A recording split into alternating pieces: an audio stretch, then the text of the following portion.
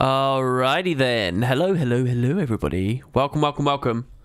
I got a dumb idea for today.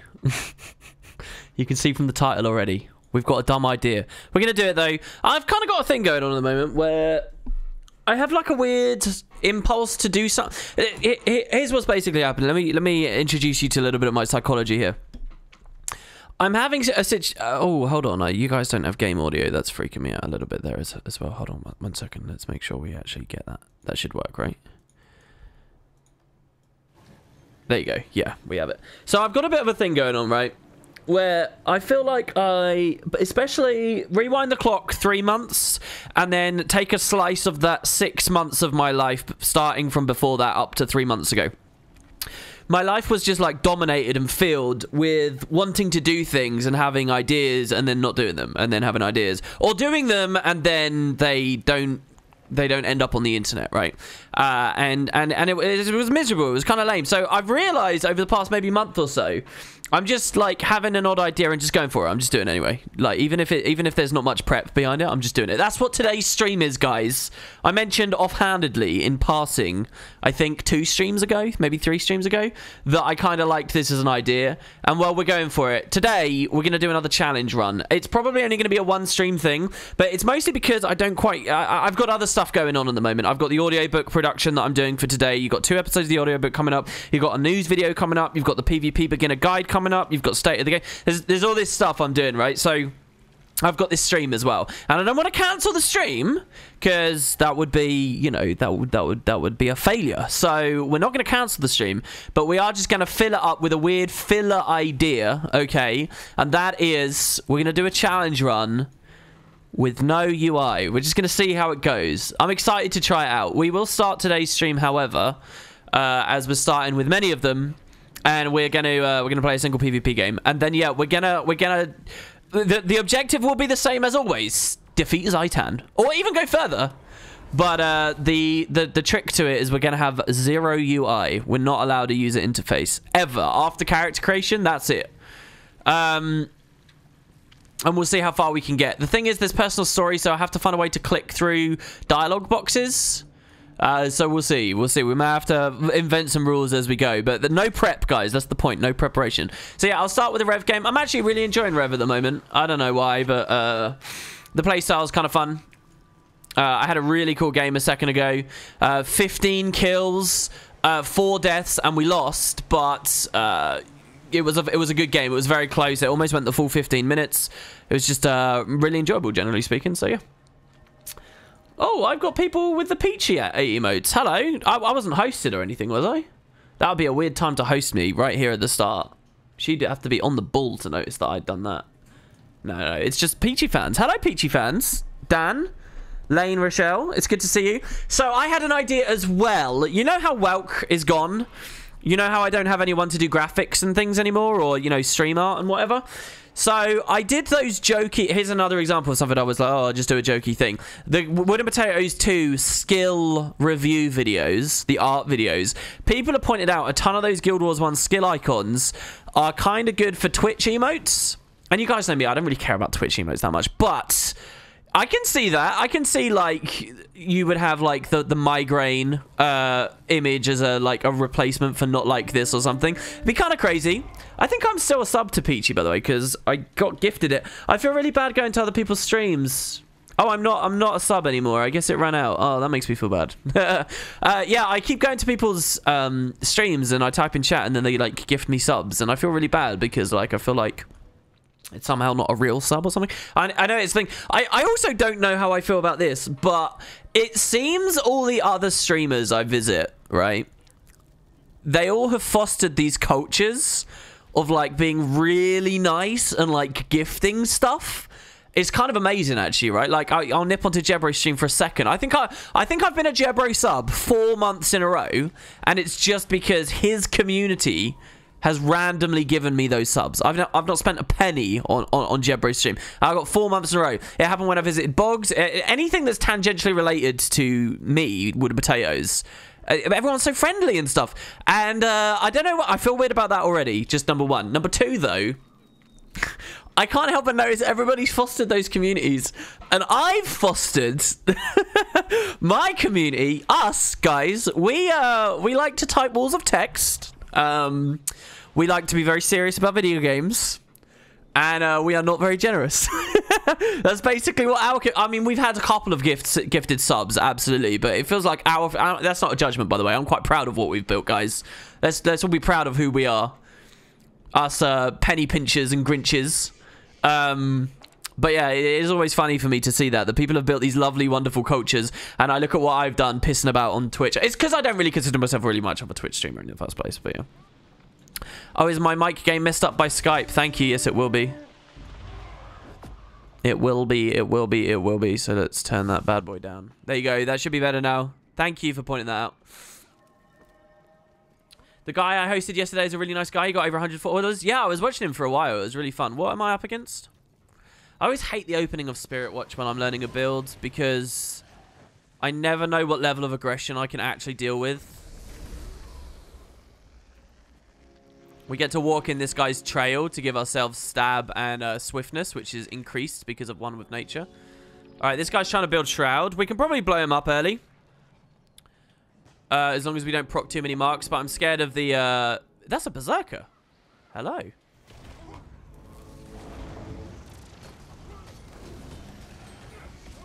I'm a bit scared of him. Alright, we got the good block there. And my allies are, like, charging hard at him. If he comes down again, we can flip damage and kill him. I actually really wanted him to come down there. Wanted to separate him. It's okay. We also have a big crunch going on in mid, so I'm not really needed there. I'm wondering where their players are. Oh, there you go. They're arriving. We might win this anyway, though. Oh.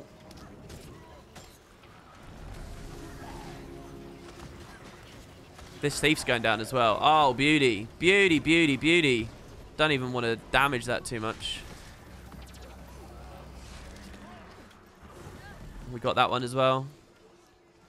Yeah, this is a pretty easy game. Let's go back to... or so far, it looks like. Let's go back to close and plus that, and then we're pretty much golden, I think. Oh, it's still the same Berserker. Looks like he's going to lose. I would expect him to lose. He didn't lose by much, though. Look, this is... Is that Chrono? Is that standard Chrono? Getting that low versus Berserker? That's kind of cool. Probably a player skill thing, though. All right, watching their respawns. Oh, what? Come on. It's all right. We'll be fine. I don't want him stealthing with his longbow, so we're going to proc that thing and make sure we can get the full unrelenting assault. Our reveal, that was. I don't even know if he is on longbow. We're killing this here because I don't want the res to come off of this guy. We dodged all of his torch shit there, which is great. We're going to keep playing evasive now. There you go. We avoided his next thing. He's in shield block. Wasted a dodge. Oh, shit. The thief's in. We have to drop this behind us now. I obviously can't 1v4. 1v4? Hello? I'm not really sure what I got now.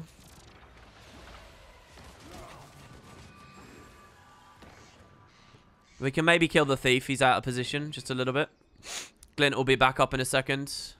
Oh, this is so dangerous. What is my Scourge doing? Oh, he's going for the orb. Okay. Oh, my God. Push up. Oh, this could be so good right now. No, come on. Dragon. It's too late. I don't know what I was hoping to do there. They are all extremely low, but it was dumb. It was dumb. I wasn't going to save a guy who was in the middle of getting 1v4'd. Let's be real. Look at this. It's insane. Look at that. It's okay, guys. The quadra kill dream could have been a thing. We got trip cap. All right. The quadra kill. One day I'll put that in my epic montage. So far, I can only secure quadra kills in World vs. World, but it's okay because World vs. World players are really good. Good montage material right there. Maybe start the no UI challenge now. What, in PvP? Yeah, on a class that I'm shit at. After I've not really played much PvP recently. Here, let's go for the fight. I'm actually really trash against Rangers. Oh, that blind's annoying. Okay, that guy's got no awareness. I'll take decap and then I'll ensure that we get we secure mid. Oh, he's a soul beast as well. I don't want full cap here. I'd rather just hold our lead further forward. How low is he? He's not low at all. Was one of my allies down a second ago there? We missed the Death Strike, which is pretty annoying. Ah, and he got out. That's also annoying. We should be alright anyway, though. His sword fucked him up. I think he was hoping to push straight back up into the, push that up there. Death Strike, and then the Shackling Wave. I think I got weakened there from his trait, if he's Druid. I think that's what happened. I attacked him in melee, and then... This guy's going for a res on the Thief. He's not going to be able to. It's too late. We kill him as well. That's still neutral, and I don't care. Respawns will be coming on that, so we can ignore that. I'm not sure what's been going on close. I haven't been watching close enough. I'm trying to look at chat as well. Dude, WP is using my script. Always go for the montage clips and throw the games. Look, that's just an excuse for when I play badly. Look, that's what it is. It's you're going for greed plays, because I'm doing it for the health of the scene, guys, all right? I play greedy so that I can create epic content, which gets more people in, all right? You can't argue with that, all right? That's why I'm taking this greedy-ass 3v1 right now.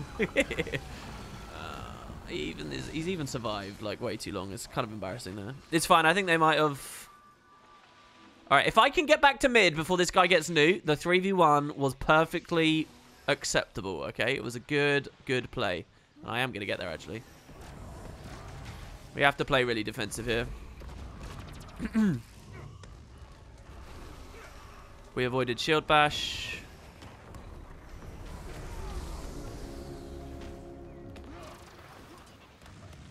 Oh, nice shield block there. Shackling Wave didn't land either.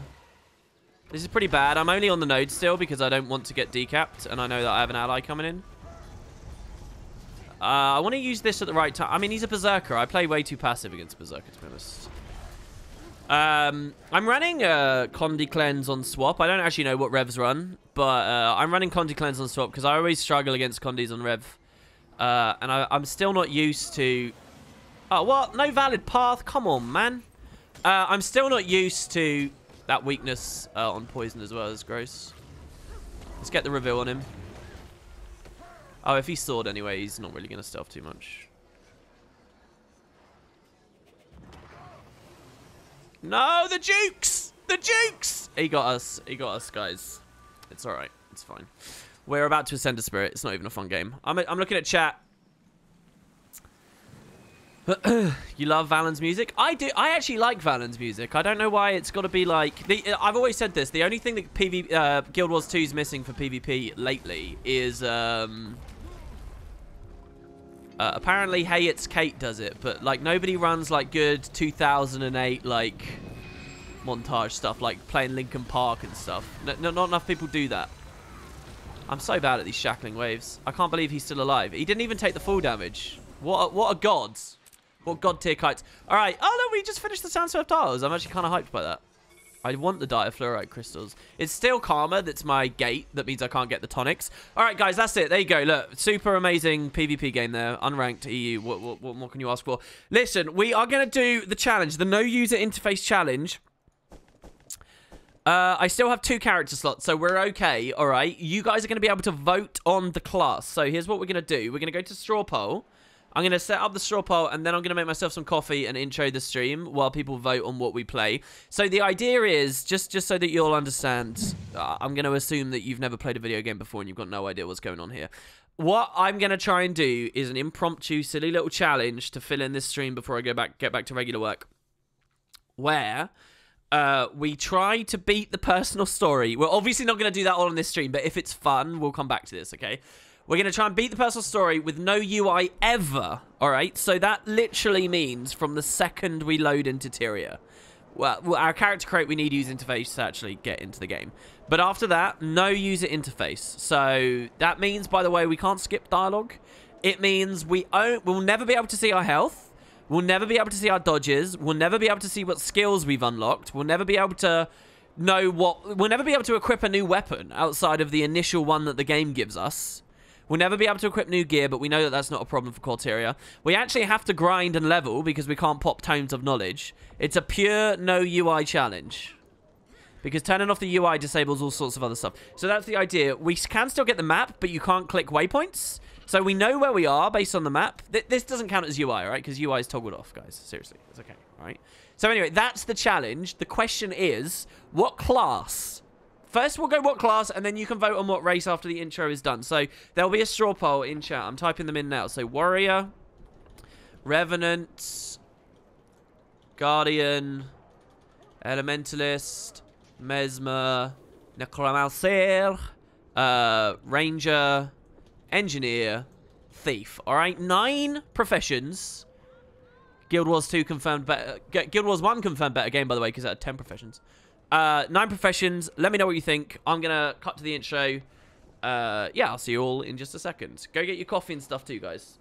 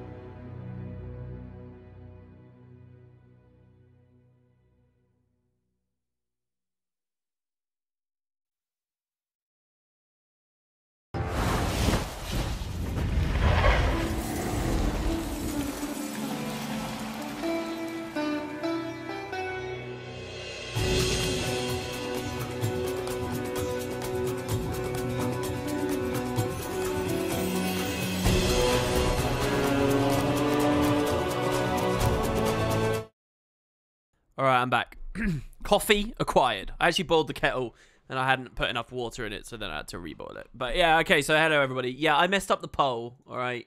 For people on Wooden Potatoes 2, I haven't noticed that in chat. Messed up the poll just a tiny little bit. Warrior, I forgot, was an option, so I accidentally titled the poll Warrior, and yeah, so you can't vote on Warrior. As I just said, I think Necro probably is the best because you can get Shroud, which will give you 5 more skills that automatically unlock, right? Like, a lot of utilities and things you will not have because you can't use the hero panel. But Necro will get its Shroud abilities. So Necro's going to get whatever it starts with, which I think is Axe. I think you start with an Axe on Necro, which is okay for Shroud generation. And then you get 5 abilities in Shroud. Shroud also is a buffer for health. So Necro might be the best. Ranger as well. I don't remember what the default behavior is when you get a new pet. But if the default behavior is to also swap to that pet, Ranger might be really good as well because you could probably go find a good... In fact, you only start with 1 pet, right? You don't start with 2. So you could maybe sneak into Heart of Thorns and grab like a Smoke Scale or something and let that carry you to victory on a Ranger. So the old war horses are the strong ones, I think, as always. What else is there? Does anybody start with a 2-hander? I don't actually know. Doesn't everyone start with a 1-hander? I think you can charm a pet without using the UI, Ben. I think you can. I think you just click. You just press F, and it's done. Yeah, Ellie's a good one as well. Caesar says Ellie's also quite squishy, but Ellie is a good one. So I think Elementalist starts with Dagger. So you would have. Drake's, my intelligence is going to be on display here. You're going to have Fiery Rush, or whatever it's called. Burning Advance. Drake's Breath, Drake's Claw, or Dragon's Claw, whatever it is. Then you get the Cone of Cold, the Water Cyclone thing, Frozen Blast, Ring of Earth, Magnetic Grasp, Impale, and Lightning Whip, Lightning Touch, and Shocking Aura. You get all of those. I think I probably got like 10 out of 12 there. Correct? So, I don't know. Opening heal skills are important as well to consider. I think a lot of people do get Signet, so Thief's pretty good because it gets its Signet. I think Ellie starts with Glyph, not Signet, though, so that's a bit gross. I don't know. We can obviously pop our heal, it's just we don't know when we're low on health, and we don't know what its cooldown is, so...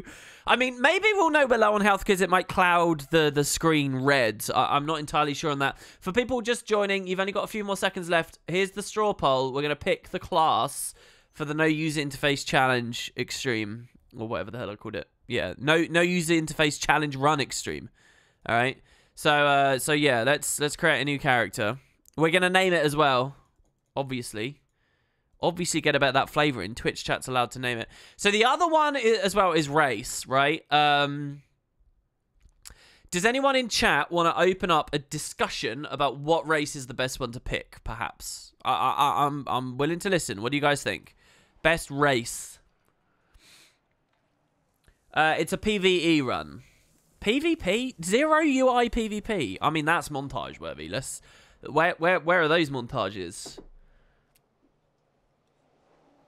Is it possible to click through dialogue without the UI? No, I don't think so, no. So we'll have to have a rule where we flick it back on during dialogue selection or something.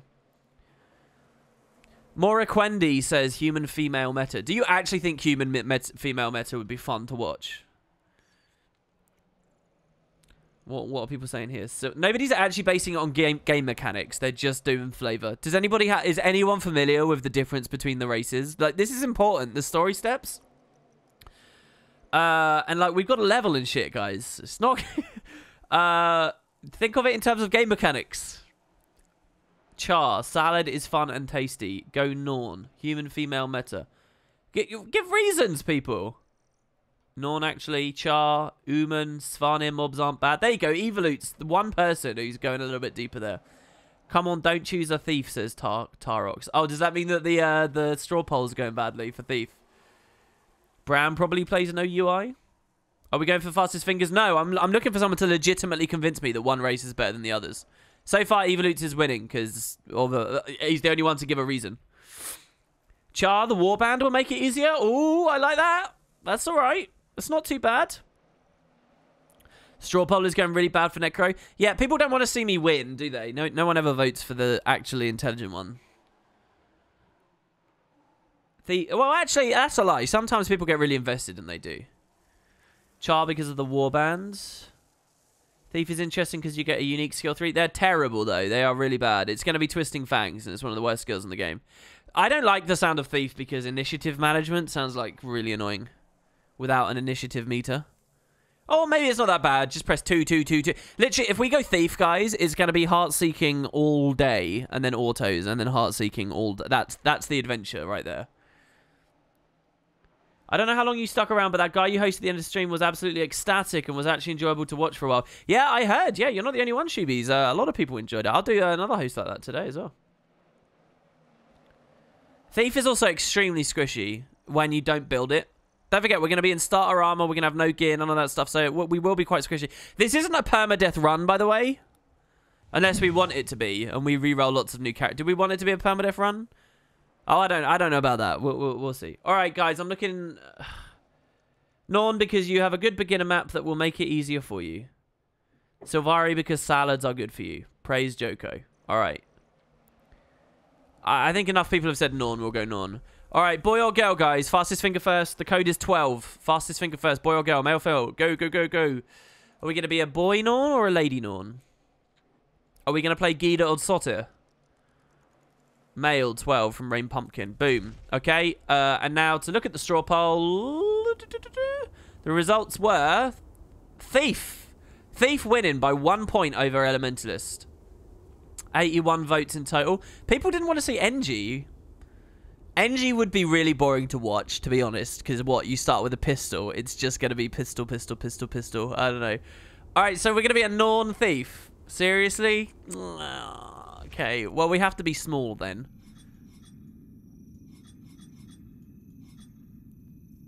I love the Thief backgrounds, man. Look at this key. This is so good. All right, what do I want to go with? Anonymity. Look at that. I'm going to be Ferocious. Okay, now for stories. You would think I would know this by now after all the challenge runs, but I don't. The Guard the Mist one, I think, was really... That's where you actually go into the mist, right? That was really challenging. So let's do that. Blacked Out was the car one. Lost an Heirloom. Got in a fight. Let's say we got in a fight. Because we're ferocious. What animal? It has absolutely no bearing. Alright, there you go. Though trouble may overcome me, I overcome it with ferocity. Raven, my spirit guide, teaches that there's a time for action and a time for thought. I listen to my intuition and instinct in dangerous situations, and yet I know failure. I challenge my lifelong rival to fire and moot, and in my overconfidence, I lost. I look forward to the day when I can even the score. My talents lie in the art of stealth, infiltration, escape. I do not draw attention to myself. To guard my identity, I hide my face behind a mask of darkness. This is my story. Signed. Go on, guys, then. Give me a name. Fastest finger first. With the code 88. So type 88 and then pick a name, and the first person to do it, I will do that name, unless it would get me banned, or it's already taken, in which case we go to the next person. Okay, Rory88. That's totally not going to be a name, is it? Yeah, that's already taken, so we move on. EU boy. Oh, that makes me cringe. Oh, we're actually EU boy. Oh, God. Fine. Far north, my people fought our greatest enemy, Jormag, a dragon of frost and snow. The dragon broke our pride, but it did not break our spirit. In our last hour, we heard the voices of 4 of the spirits of the wild. Bear, Raven, Snow Leopard, Wolf. They called us south, away from certain annihilation. We founded the Great Lodge of Holbreck and claimed new hunting grounds. Some say we should not fight Jormag. I say the greatest risk is to wager nothing at all. One day a hero will lead us home, and we will break the dragon's icy grip. Victory, like any prey, must be hunted. I trust my instincts, the voice of my soul, to guide the way. Like my ancestors before me, I seek glory. One day, I will take my place among the heroes of the Norn. The spirits of the wild whisper their secrets to my heart. I trust in fate and follow where instinct guides me, and it has never led me wrong. I am still untested, but already, my deeds have earned me friendship and great respect.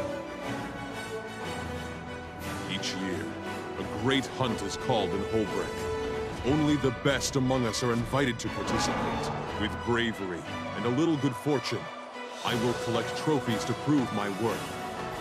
Then, I will drink and boast of my victories. I accept this challenge. I relish it. Come, danger. Come, adventure. In the lodges and halls of my people, fortune and the spirits will smile upon my legend. This is my story. I am EU Boy. I'm the EU Boy. Okay, here we go, guys. EU Boy is ready to attack the world. We are disabling user interface right now on the opening loading screen. That's it.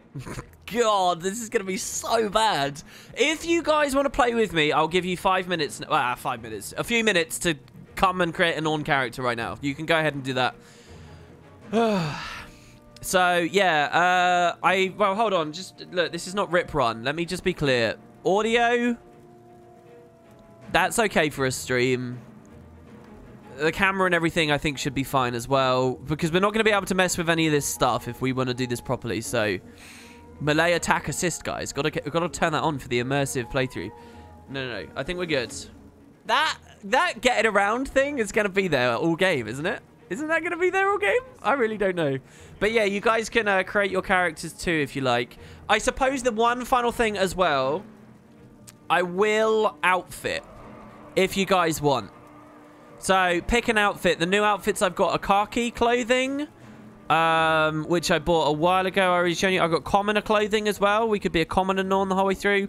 And I did buy the dervish one because I'm a stupid little boy that still wishes Guild Wars 1 was still around in a big way. So, or we could be a dervish, or any of the other outfits you know I've already got on the account. So, fastest finger first, 65. Someone can pick an outfit, 65. We'll do that, and then we'll disable the UI again, and we'll go ahead. Oh, and we'll pick up Mini as well. What are my thoughts on how a different model... a different model for ArenaNet mainly having 2 expansion teams that release expansions alternating each year, but with different expansion types. I think that... I don't know whether the community would be prepared to spend that amount of money. I also think it gets too close to what Guild Wars 1 was doing, and they got burnt out from and decided to move away from. Alright, everybody wants Dervish. Okay, fine. Do you guys want me to dye a different color? Feel free. And finally, pick a Mini for this guy. And then we go. So, I got... If you can think of a Mini, I've probably got it. I don't have all of them. There's these ones at the bottom that I don't have. But I have a lot of Minis. So, if there's a Mini you think would be cool for this guy, just type it out and we'll go with that. Dervish Norn is a bit weird. Actually, I really like it. The idea of the Norn communing with the spirits is very similar to me thematically to Dervishes communing with gods. My main revenant in the game is a dervish inspired thing. It's Shiverpeak and Aruk, because I think revenants, Norn, and dervishes are all very closely tied together. So, reskin my dagger to something silly. We could do that as well. What else have we got? Salsun Kazmir, the one person to say a Mini there, I think. Oh no, there's a moose. Somebody said moose. Do I have the moose? No, I don't have the moose. I didn't even know moose existed. I don't have moot. Speedo Farron. You guys are like so like predictable. Alright, we'll go with Naked Farron to entertain the 14-year-old inclination. And then we will go... What was the other thing that someone was saying we could do? But yeah, dagger. We can skin the dagger to what? Marjorie's dagger? Yeah, you want the flobbly wobbly dagger, guys? What else is there? Go Touch of Doom, Mistforge, Alchemist, Inquest, the Slumbering Mistforged. Anyone got a dagger they want? The wooden dagger. Well, I've got... You mean from Winter's Day? All right, fine. We'll go to Winter's... I like that idea. I actually really like that. We're going to go to the Wooden Dagger. All right, there you go. That's EU Boy. I see that we do have some other Norn around. And, yeah. Look at how immersive this is, guys. Look at how immersive this is. All right, let's do it. This guy looks like Bram. The guy actually looks just like Bram. Okay, so... Oh, God. Wait, how do I know who I go to? Don't we speak to this person? Oh, this is so bad. This is actually impossible, isn't it? Hold on, we have to turn it on when we're in range of an NPC then, surely. There's no, like, keybind I can press that... I have to turn it on, guys, for the cutscenes. I have to. Because otherwise we're screwed. Oh, we can't see the mini. Did I turn the mini off? Sorry, what? Oh yeah, there you go. We have to do that. NPCs we got to toggle it on, I guess. So yeah. No, I was pressing F. Apparently it doesn't trigger when you press F next to them. So that already ruins it a little bit. Because we're going to be able to see various things. But, you know, you're never speaking to an NPC while in combat at the same time. So maybe that's fine. All right, now if memory serves, there's 3 mobs that can spawn. We're looking for a big creature, basically, somewhere. The combat mode thingy doesn't even land either. So there's 3 big monsters that we can hunt. I think that's one of them. Is that one of them? Maybe? All those guys attacking in unison over there. Oh, here you go. Here you go. This Minotaur over here. This is definitely one of them. So we're good here. The mini breaks the immersion. Listen, just pretend that we're out, you know, having fun. He's my little man pet. All right, so this is the tutorial. So we know that we're never going to have to heal here. All right, so we got that, and I heard the sound effect. Oh, we're going to have to listen, guys. We have to actually listen for when, like, we hear a doo-doo-doo noise from the user interface, because otherwise we're screwed. So Ben says, as long as you aren't allowed to turn the UI on for any reason other than that, it's fine. The problem is, what if I accidentally think I'm next to an NPC I should be speaking to? I toggle the UI on and then it turns out it's not the right NPC. Like, is that a rip run? Do I need... Because otherwise you can, like... It becomes kind of honor rule-y, doesn't it? I don't remember who I speak to now. I actually don't. Who do I go to now? I can't remember. Who is it we speak to now? You're waving at me. No, it's over here. Oh, that ruins it, man. I can't do that. I can't. It shows me the minimap, and then it's like I'm cheating. Should I put a post-it note over the minimap? All right, that's fine. Oh, he spoke to me. That worked with the UI off. Maybe it's just the very first NPC that doesn't work with. All right, we're gonna skip that. Okay. He said, show me your kills, which we did. Now we go up to Jormungandr, right? Or Isolmir, or whatever the hell it is.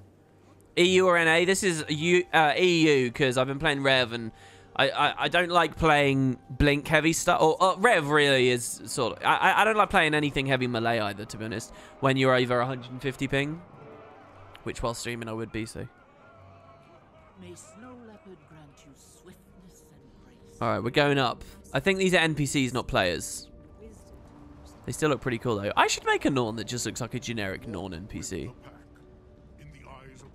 We're all so burly. God, these guys' knees must be so destroyed. Oh, it is weird. I can feel my experience playing the game is very strange right now. Like, I actually felt myself as I went over that staircase there. Like, physically looking... Like, in anticipation of, oh, what's over this ridge? Because I didn't have a mini-map showing me, you know, the state of the dynamic event or anything. So I felt really immersed there. That was... I'm not even joking. I'm not even being wry or whatever. I genuinely felt really immersed there climbing over that ridge. Because I'm forced to, like, treat Tyria as real and engage in Tyria in this way. So I'm pressing skill 2 right now. I don't seem to have Heartseeker. Oh, Nuzak, it's good to see you. Lost your 6 months when you had to redo... You forgot to redo Prime. Dude, that sucks. Oh, yeah, I wasn't dodging because I was looking at that. Dude, that sucks. I'm so sorry, but it's good to see you, man. Climbing back up. You'd be at 8 in a row then right now, right? Can't you just turn off individual... You can through a third-party tool called ICM. which I haven't looked at for a long time. You can do it through that, though, and that might be a way to do the challenge in the end. I was hoping that Grenber would stay on the scene and do more stuff with Guild Wars 2 Hook, though. Okay, so what happens here? Alright, we're going to have to collect that then. Right. So as long as I don't tap... Well, we have to find some kind of a rule. So what? As long as I don't press W, A, S, and D? Is that the rule? Alright, so now we got a level 8 times. How will I know when... How will I know? I have to listen, right? Or we have to count the levels? Alright, there you go. That's UI off now until we get it back.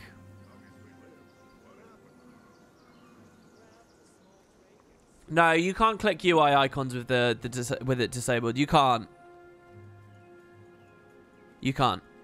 Because otherwise you would be able to waypoint around on this, right? And you can't. Clicking does nothing. You don't hear the click in the UI. You don't. It's disabled. It's fully turned off. Control interface with it, everything. It's off. All right. So what's the best way to level then as a Norn? I actually don't even know.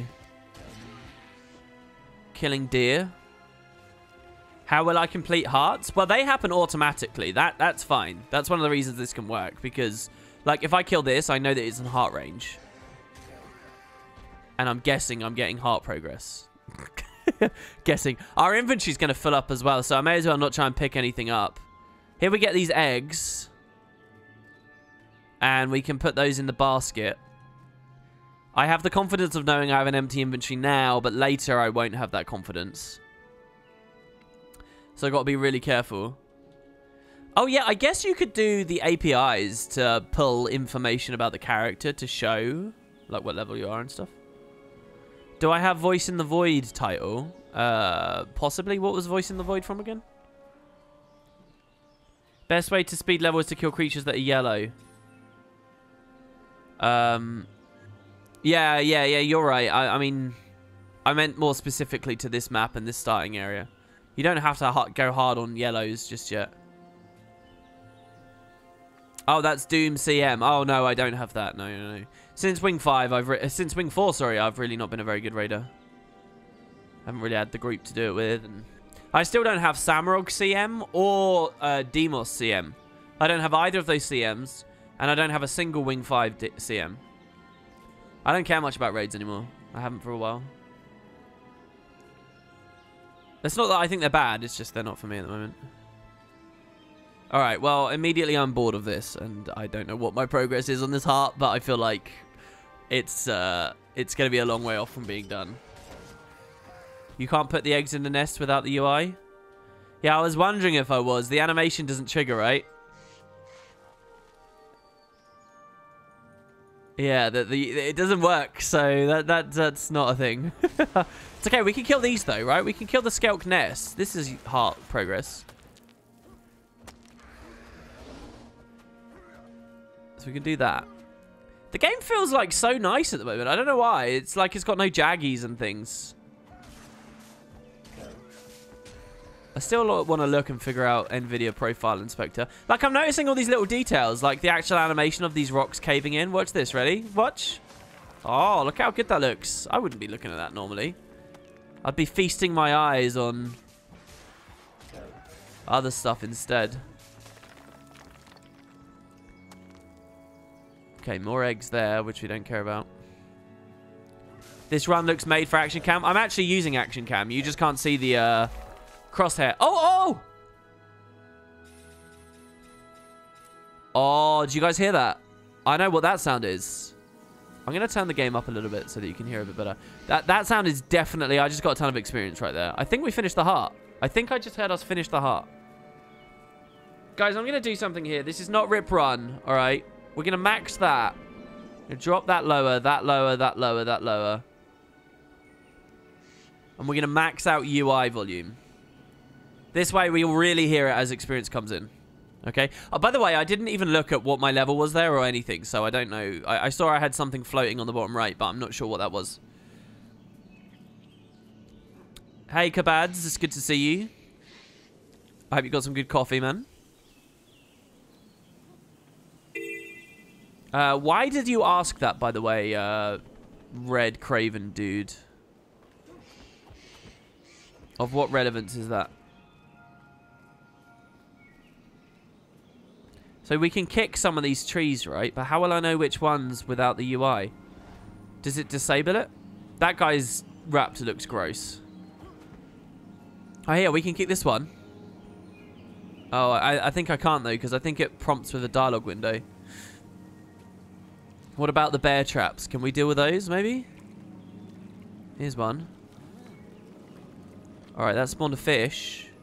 Don't we pick the fish up and then... Oh, no, the bear gets it, right?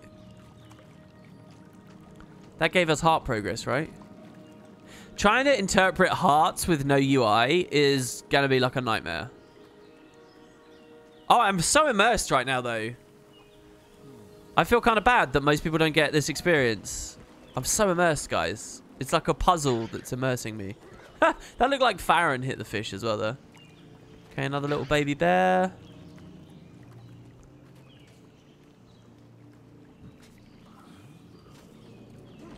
That releases another fish that tries to swim off. You see it down there? And then I think a bear should run at it. Oh, what was that? Was that a stealthing Svarnir guy? No. Do we have... Oh, we have Heartseeker now. Yeah. Movement. Hype. Are you a bad guy? You look like a bad guy. Oh, we're punching him in the face. Look at that. Did you guys see his head rocking backwards and forwards as we punched him? Oh, look, we can kick the trees. Look, look, we can kick the trees. All right, nice. Oh my god, did you see that? I got an auto chain. I poisoned him, and then I freaking Heartseeked him, and I got the kill with the Heartseeker. Only the proest of pros can do that. Look at that. Oh my god, double Heartseeker, auto. This is intense. I can't believe I thought PvP was the most exciting that Guild Wars 2 can get. What a fool I was. Oh my god, coffee getting cold. The non-starting area looks so nice. It does, doesn't it? It is very, very pretty. Alright, I don't know whether we got that heart, but I'm moving on. We'll go back to it later when more trees have respawned or whatever. Okay, these drakes don't mess about. They're taking quite a lot of auto chains. Oh, yeah, look, look, look, look. We're getting evades and stuff. He died before he could finish whatever he was trying to do. Let's go over to the cave over there. Look at the mountain. You should start drinking iced coffee all the time. It ends up that way anyway. No, it's still like lukewarm for me right now. Yeah, we're trying to make it through the whole personal story. I mean, not really, because I'm not going to be streaming that long. But if it's fun and people request it, I might come back to this in the future. Mostly this is just a filler stream to relax before I go do a newsy video. You guys are going to see the audiobooks go live very soon, by the way. Wow, that channel was huge. We also buried ourselves inside the mountain there. That's a cool animation as well. This is definitely going to be an easy heart. You just kill stuff and smash these. You couldn't ask for an easier heart on this one.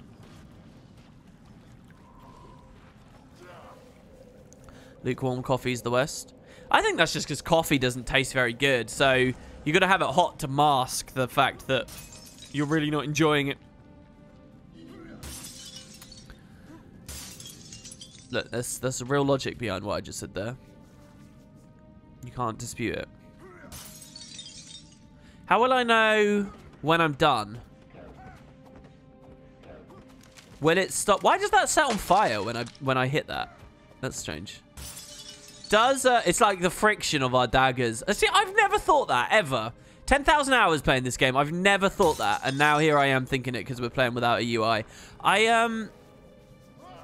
I expect I won't still be able to smash stuff when I'm done, right? Or press F on things. I can still press F on this. So what level do you think we are right now? 3, maybe? We should see the animation. I'm going to have to count the animations. We're going to have to animation count. Is that breakable? No. Oh, here's one. I can break these pots. Oh, God. Well, I'll give it a few more runs around and then...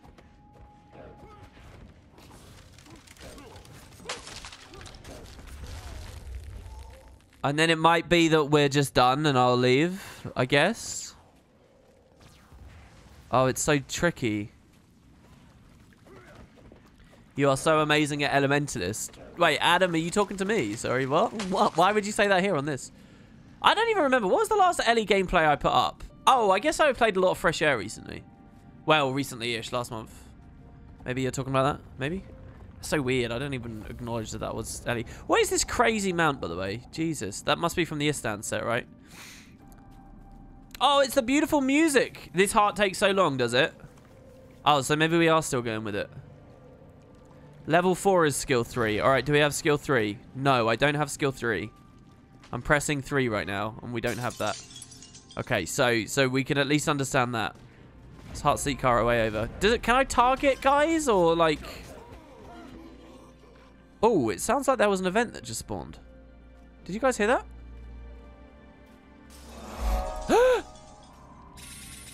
Oh, that's the sound of XP. There you go, that's it. That's the heart done. That is absolutely the heart done. I'm telling you guys, that's the heart done. We can still interact with this. But I really think we are done there. So, alright, let's get out.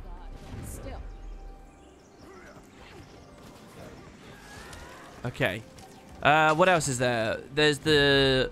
Oh, now there's a question of, like, how well do I remember the maps? Because this has a hero challenge in it, right? And we could have missed it. Do the hero challenges really matter? I guess they matter in as much as we want loot. Right? So that's probably a thing there. You are a welcome guest.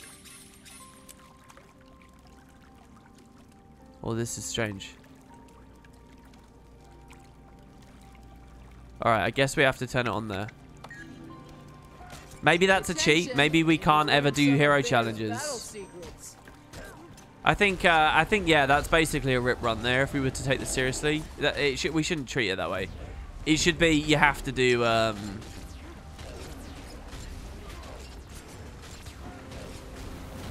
you have to ignore all hero challenges then. The only times you should turn the UI on is when it's mission critical. I can feel her little tail wagging in my heart. When it's mission critical, like Golden Path critical personal story NPCs. UI in towns only? That doesn't really work because not all instances are going to be in towns. Langdus just had a good point. Or you wait for other people to start it. Yeah, that's true. You could do that as well. Yeah, that probably makes a little bit more sense. I'm not sure I actually like my reshade here. I think that the default game looks really nice. I'm not sure that the reshade looks very good. I think it's too sharp. I like the colors right now. Probably because it's Shiver Peaks and it's not supposed to be very vibrant. No level up rewards, no traits. Yeah, exactly. There's no UI. The only time, like, you get UI is when you absolutely need it. Otherwise, like, what's the point? I guess that it could be a hit level 80 challenge, but... They always bore the hell out of me. I don't really like the idea of a level 80 challenge. Because it's like, you just wander around picking up POIs and stuff and just grinding on like weak things. Like, what's interesting about that? It should be a story-oriented thing, I think. That's why, for me, it's always like, oh, beat Zaitan. It's not really because I care a lot about Zaitan, but just because that's the logical endpoint to a story challenge. And it's so many hours in that by the time you beat Zaitan... It always feels like more of a bonus thing to want to go into Heart of Thorns or whatever. Oh. That wasn't a level. That was... I think that was us unlocking a new area of the world. What? There's a level 80 Scourge here. Come on, man. What are you doing on a Scourge? Running around an early zone.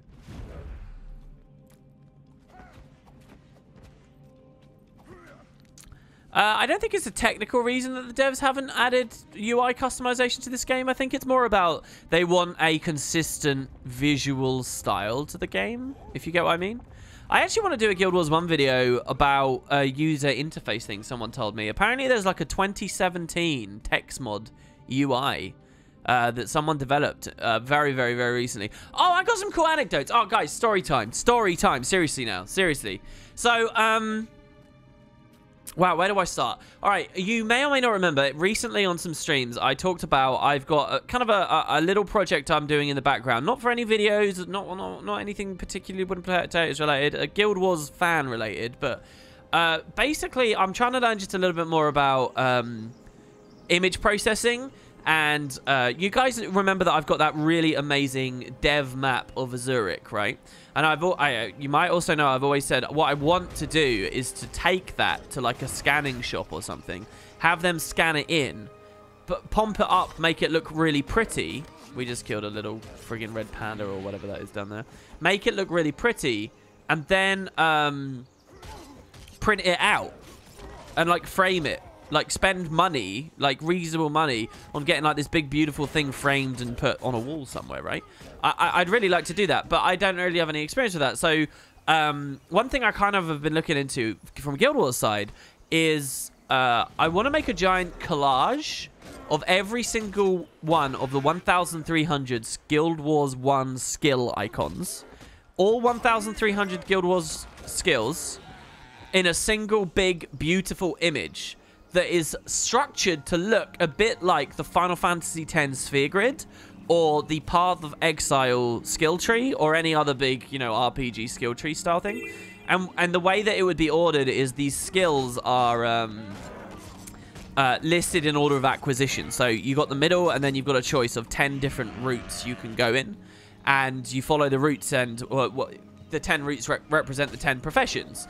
And first you go through all the core skills, and then it starts looping you through prophecies areas in order of acquisition, and there'll be like little branches representing where you can get elites, and there'll be like little clusters of skills. Say for Mesmer, all the mantras would be clustered together and stuff. It would look beautiful, right? Like, oh, I think we just leveled. So anyway, that's something I want to make, right? And I've been messing with it, and I've got the idea of the background art looking like the All, you know, the map from the Apostate that you see on the ceiling in the Dermot Prairie. Sweet. There you go. That's skill 3. We got Twisting Fangs now. So we can't move with this. This is literally like one of the worst skills in all of Guild Wars 2. So I'm out of initiative as well now. So we're not actually going to use this, but we have it. So we know that we're level 4 now. Oh, this is the dodge tutorial. I don't have any reason to do anything there. Oh, this is good. We can get lots of kills from this if I remember rightly. So yeah, so I'm trying to make some art basically. Not that I want to be like an actually proficient digital artist who can paint and do all kinds of stuff like that, you know, and can utilize all the different brushes and GIMP and whatnot. I just want to be able to, you know, stitch together this cool idea for a collage. So I haven't made much progress on the actual thing itself, but one thing I knew I wanted was good-looking skill icons. So that's one half of the story. The other half of the story, well, half of the preamble to the story, okay? The other half is I did 2 videos on Wooden Potatoes this week. That was like a tongue-in-cheek joke and reference to skill art icon from Guild Wars 1. I did a top 10 Guild Wars 1 skills, and I did a bottom 10 Guild Wars 1 skills. And, you know, we had fun, and those are cool videos. You can go watch them. They literally came out like yesterday, I think. But someone left me... So I made these videos, right? And in my top 10 and bottom 10, I edited on the screen the skill that I was talking about. Like, haha, look at how bad this skill icon is, lol. You know, and I'd have a representation of that there on the video for people to look at. Someone went into my comments and said, hey, WP, I wish you'd made this video with the high-resolution skill art. And I was like, hey, that's kind of weird. What do you mean high-resolution skill art? And so I found the comment very curious because... over on the Guild Wars 1 subreddit right now, everybody's like making memes out of the skill art, and some of them look really good. Like the quality of the skill icons that they've got on those memes looks amazing. I had assumed that people would use really intelligent, good image upscaling software to take these skill icons, which are they're hosted on the Guild Wars 1 wiki at like 48 pixels by 48, guys, right? Like nothing. And yet when you look at them on the Guild Wars 1 subreddit, they look really good. And I just assumed people would upscale them very well, taken these 48 by 48 pixels and made these things look really good. But it was all done algorithmically, or people had actually, you know, manually gone in there and tried to touch them up, which obviously I don't have the talent for.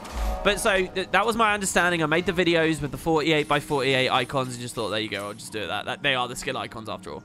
So I do the videos. Someone leaves a comment. They say, hey, WP, I wish you'd done it with the high resolution ones. And I was like, what do you mean high resolution ones? But now my interest was peaked because I was curious because this was the second time I'd been tipped off that maybe these things existed.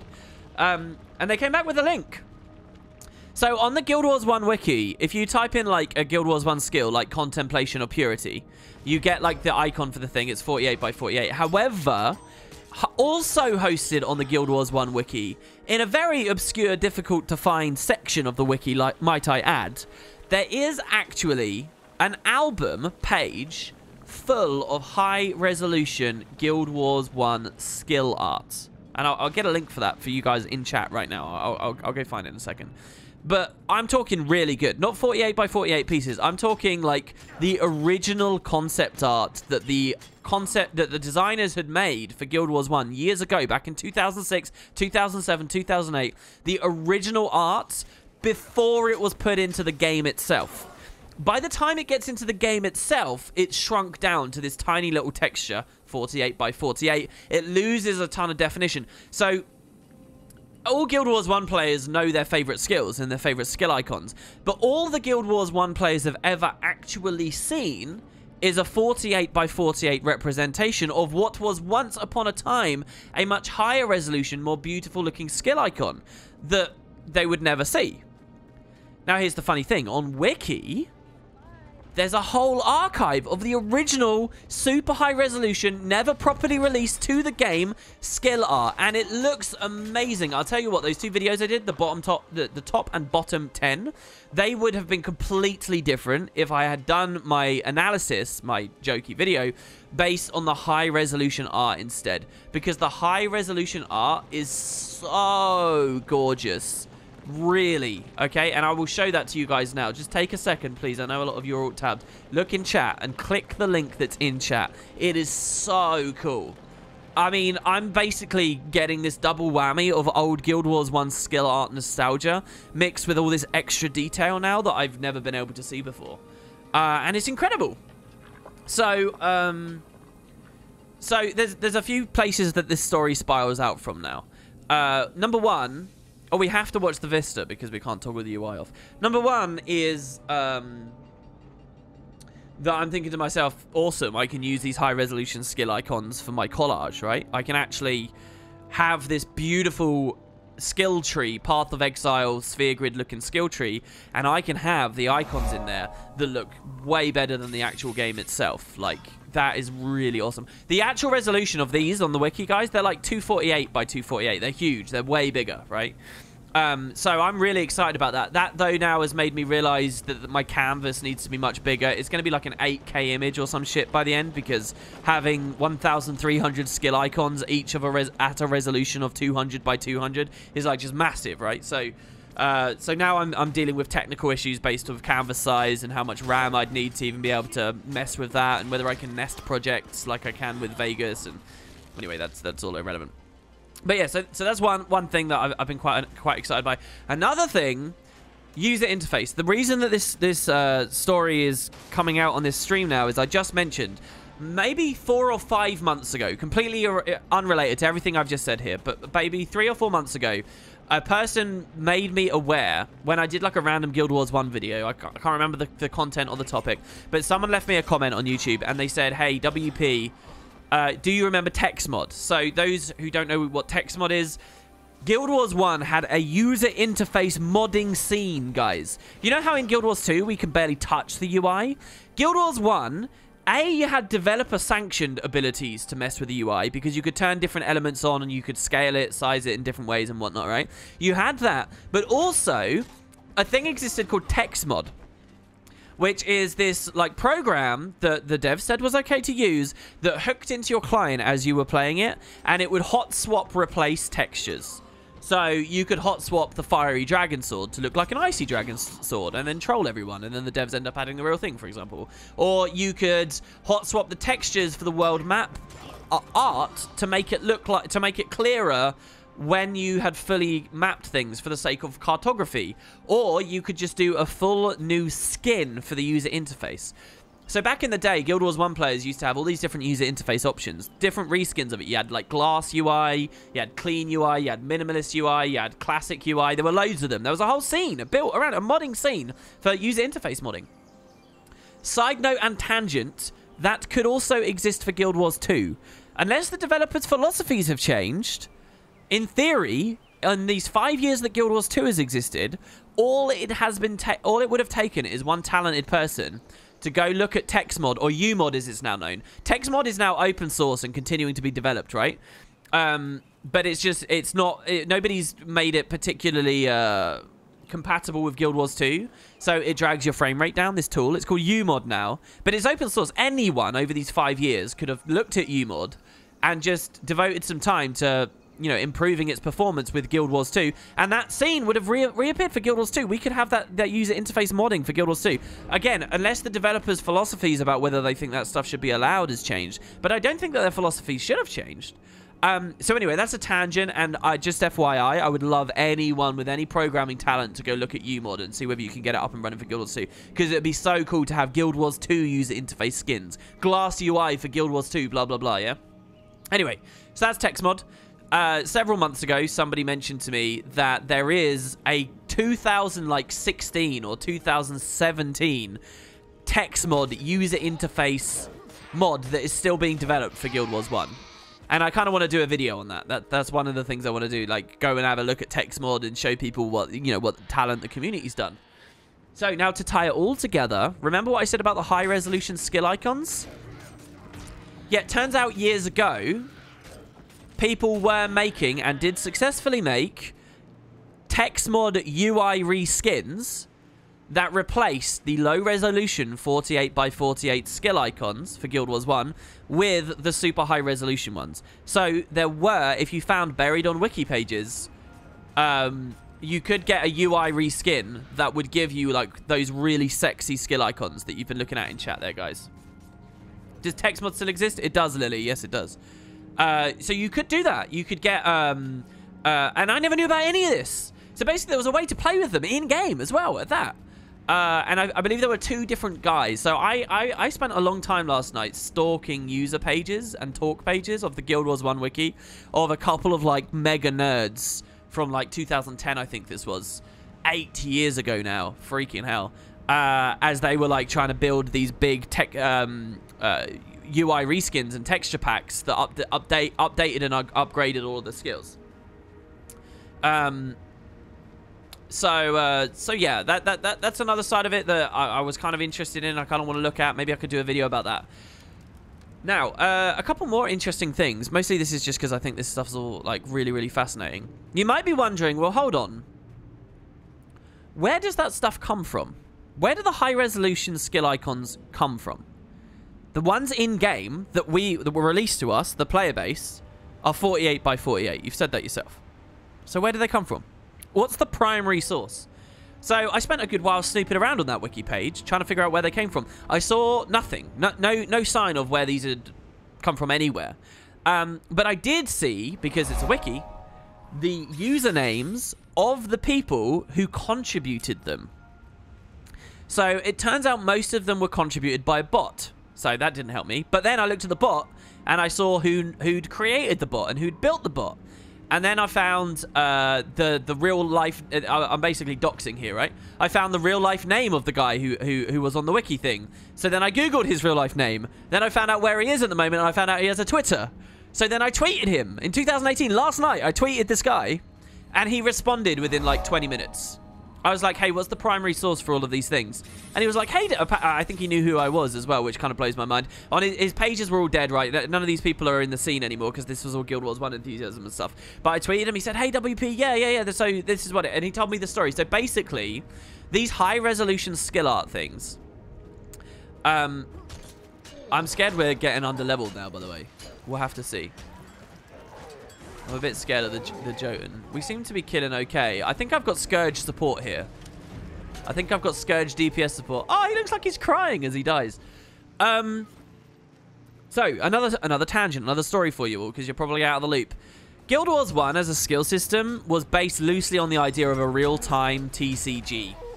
it's like very Magic the Gathering inspired, right? Like your build is almost like building a deck, right? Or your team's composition of builds is like your deck, and each player represents a hand of cards kind of thing. You know, there's a lot of trading card game influences in Guild Wars 1. A lot. In fact, if you are a deep follower of Guild Wars 1 as it was developed, and a deep follower of Hearthstone as it was developed, it's amazing how many parallels and interesting similarities there were between the two as they wrestled with expanding upon, you know, a format like that. Anyway,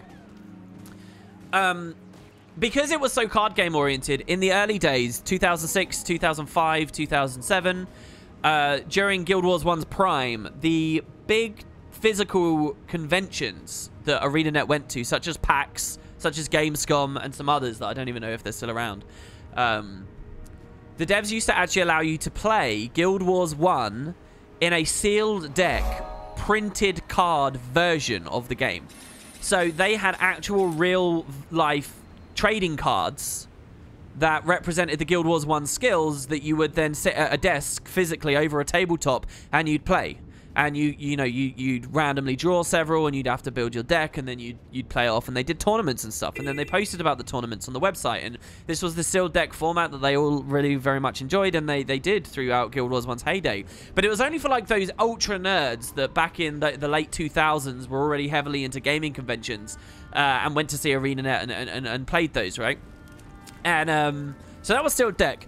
With the success of the conventions, ArenaNet released on their FTP. I've talked about this before. If you remember when I was snooping around on their FTP, maybe a year ago, I found the link and started diving into it, and I think I did a stream for you all, or I did loads of videos looking at all old assets. They did release on their FTP, and there's still there's not still a link to this. There's not a public link to this anymore. It's pulled off of Guild Wars 1, unfortunately. At 404s if you click it now. But if you go directly to their FTP, you can bypass that. They did for a while host fan kits to allow the fans who enjoyed sealed deck. There we go, we're down. Oh, we rallied. All right, we're a little bit in some danger here now then. I think we've got to be careful. They did allow fans to print out their own versions of the sealed deck play. So you'd open up this fan kit that was on the website, and it would throw at you a ton of, like, you know, cut-outable cards that represented the sealed deck version of the Guild Wars skills. And you might see where this is going. Turns out that the graphic art on the sealed deck cards associated with the printable version of the game that was only really experienceable at the conventions and now is buried behind a 404ing link towards the FTP. These cards, the art that they have on them is not 48 by 48. It's like 250 by 250 or whatever it is.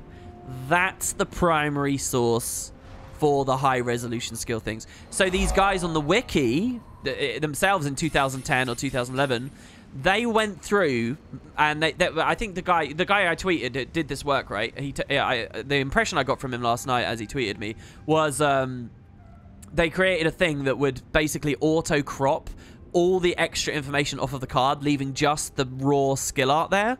And then they cropped it, and then they threw it up on Wiki, and they started compiling it into their text mod packs for the high-resolution skill, blah, blah, blah, blah, blah, blah, blah, blah, blah stuff. And so that's the whole adventure of how those exist. They come from the sealed deck cards, which is fascinating, I think, in all the different ways you can worm and wibble your way through. It leaves some holes in the story, though. Not every single card in the game was in sealed deck in the end. A vast number of them were. I think about 1,000 of the 1,300 were. But Eye of the North, and particularly the PvE skills from Eye of the North, never existed in the sealed deck format. So while I'm 100% positive that the artist did create high-resolution version of the Eye of the North stuff and whatnot, while I'm 100% positive they did do that, that didn't exist for sealed deck. So you don't get to see that. Some other stuff doesn't exist either, like Signet of Capture, unfortunately, doesn't exist. And I'm a bit upset with that, because Signet of Capture I'd love in a high resolution, because I want to use like Signet of Capture as like a recurring motif throughout my collage. Because I think Signet of Capture kind of... that's a cool thing to represent and embody the idea of, you know, all skills come from the Signet of Capture. So there were some interesting artistic things I wanted to do with it. But there's no high resolution version of that, because that never existed in sealed deck. So there are some holes. Now the story keeps going. This is like one of the longest stories I've ever told on the stream, okay? I hope you're not bored yet, because you will be by the end, all right? So there are some holes. And you think that's the end of the story, right? But no, this didn't deter those 2010, 2011 people. So the guy I tweeted just did the sealed deck thing, and then he left it that. Last night, he linked me. He uploaded and linked me his personal archive from all those years ago, exactly of those. So I now have that on my PC for my collage. He's an absolute legend. He did that for me, and that was super, super nice of him. Shaman even helped me out. Before I got in contact with the original guy, Shaman was helping me learn how to crawl websites and basically download the Guild Wars 1 wiki so that I could get at the files from there, and, you know, instead of having to manually click through 1,300 that were hosted on the wiki. And then Shaman created a little cool crawling thing. Like, I learned so much cool stuff last night. Shaman's always there to help. He's, like, so talented, and always, I mean, I always basically suck his dick on stream, right? So, I got the archive, but this guy said, look, there's holes, there's sealed deck stuff. So here's what's amazing, though. He wasn't the only one. There was another guy. From what I can see, having stalked his user pages, this dude was like a troll, I guess. Like, just an abominably horrendous person. Just like a complete dick, completely up himself. One of these people that uses, like, ridiculously, unnecessarily extraneous language just to, like, try and assert some intellectual superiority over other people. Like, serious ego issues, extremely trolly and horrible. And I don't know whether it was for the jokes. I don't know what it was. But this person looks like a really, like, not like a horrible person, but, like, well, yeah, a horrible person from some perspectives, but, like, cringy as well. You know, like, the worst of the worst nerds, really. I'm basically slandering the poor guy now, years later, but you can look at his talk pages on the wiki. Anyway, there was one other guy. I think he was a great contributor to the wiki as well at the same time, so he was kind of a controversial person. Obviously, has quit now. I don't know where that person is. I've never spoken to them. But that person made it their mission to find the missing links, the holes. They wanted the extra stuff. And so I found one post left from them. Basically, on the wiki, if you click that link, I'll relink it in chat here. If you look at the bottom, there is a core skills section at the bottom there. So these didn't come from sealed deck. These came from other places that this guy found. I feel like I shouldn't say his name now because I've just been mean about him and I don't want this to become some kind of weird witch hunt thing. But basically, I found one comment alluding to where this person got these extra skills from, and they said that they'd gone to, like, the Japanese Guild Wars site. Like, when Guild Wars 1 released in Japan, if you went specifically to that website, some of the media on the page had higher resolution versions of some of the stuff. Apparently, I cannot find hide nor hair of that, not through the Wayback Machine, Internet Archive, anything. I was proper hunting for it last night. I cannot find that anywhere now at this point in 2018. But they said they found some stuff there, and they also linked to a forum called conceptart.org. So it turns out a lot of ArenaNet used to post on conceptart.org, specifically right after Nightfall came out. Several of the concept artists at ArenaNet got permission from upper management to post their concept art.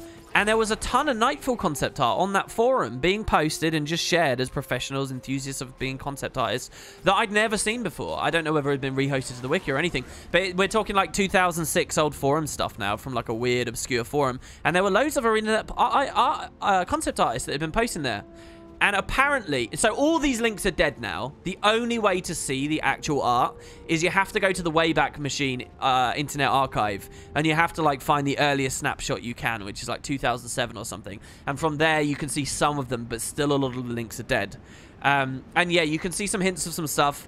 And I found references to perhaps there being some skill icons, but the icons themselves don't appear anymore. I can't find them anywhere. But apparently some of the extra skill icons came from that too.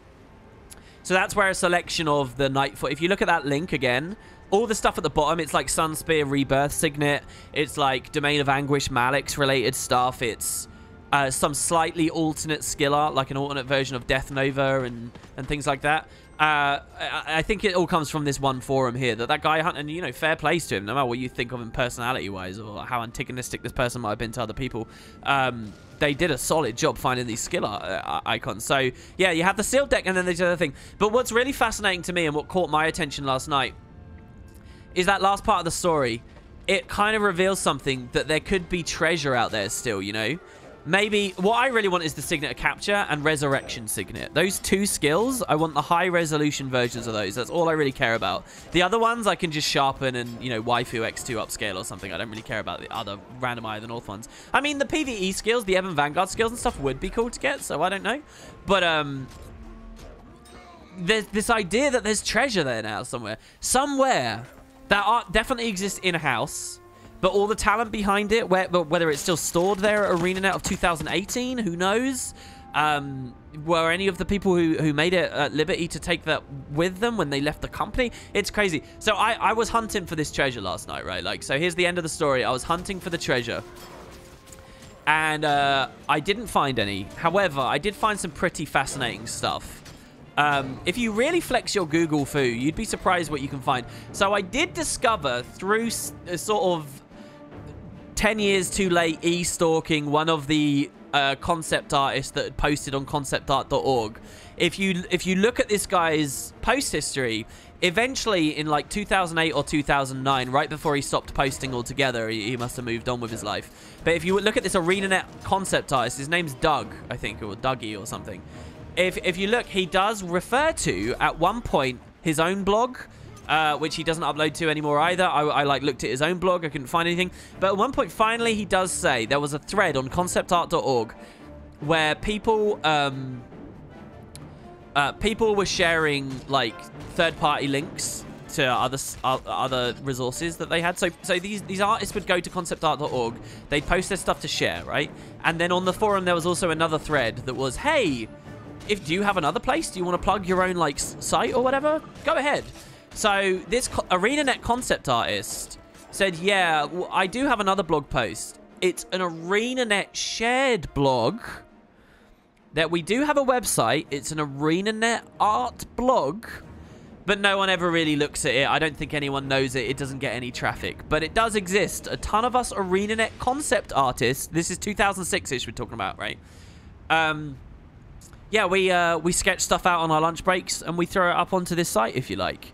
And he posted the link of the site, and it's a really unassuming site name. It was like Sketchit or something. So obviously Sketchit is dead. It's gone. It's the domain name's sold off. If you go to it now, it's one of those like placeholder pages that just links you to a ton of other random shit, right?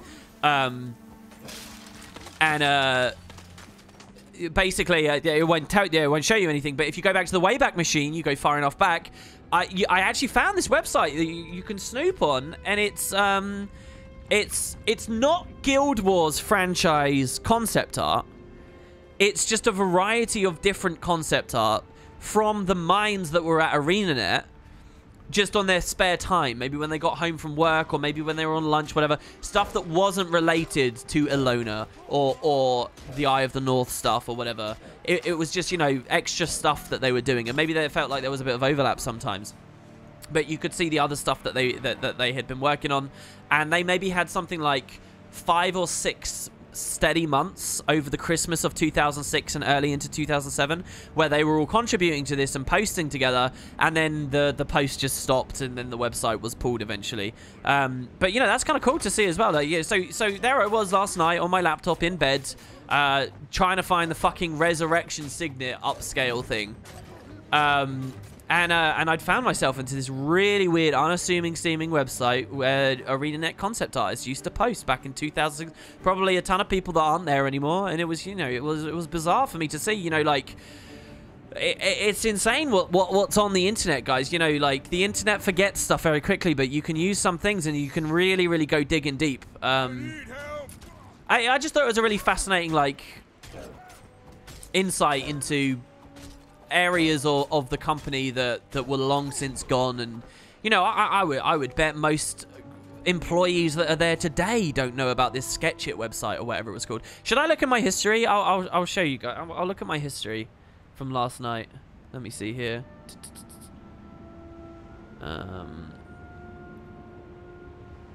So conceptart.org, I've got numerous hits. I had like 20 tabs open, digging into all different things. I suppose it's a bit of an insight for you guys on stream as well as to how obsessive and nuts I am a little bit when I get something in my head and I want to do it. But hey, Like, I've seen some success for that. Where is it? So there were other initiatives to get high-res skill icons, but some people just literally made their own fan versions of it, you know? Guild Wars renderings, Wayback Machine. That's the fan kit. Press kits. Japanese stuff. What else is it? Sorry, I know it's boring, me just standing here, not even saying anything.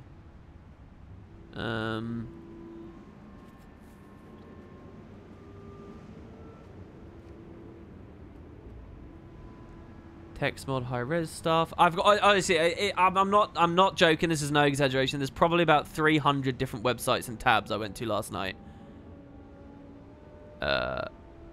Purely just like, and it's not. It wasn't all for the intent of like hunting for this thing. It was curiosity and just, you know, intrigue that fueled a lot of it.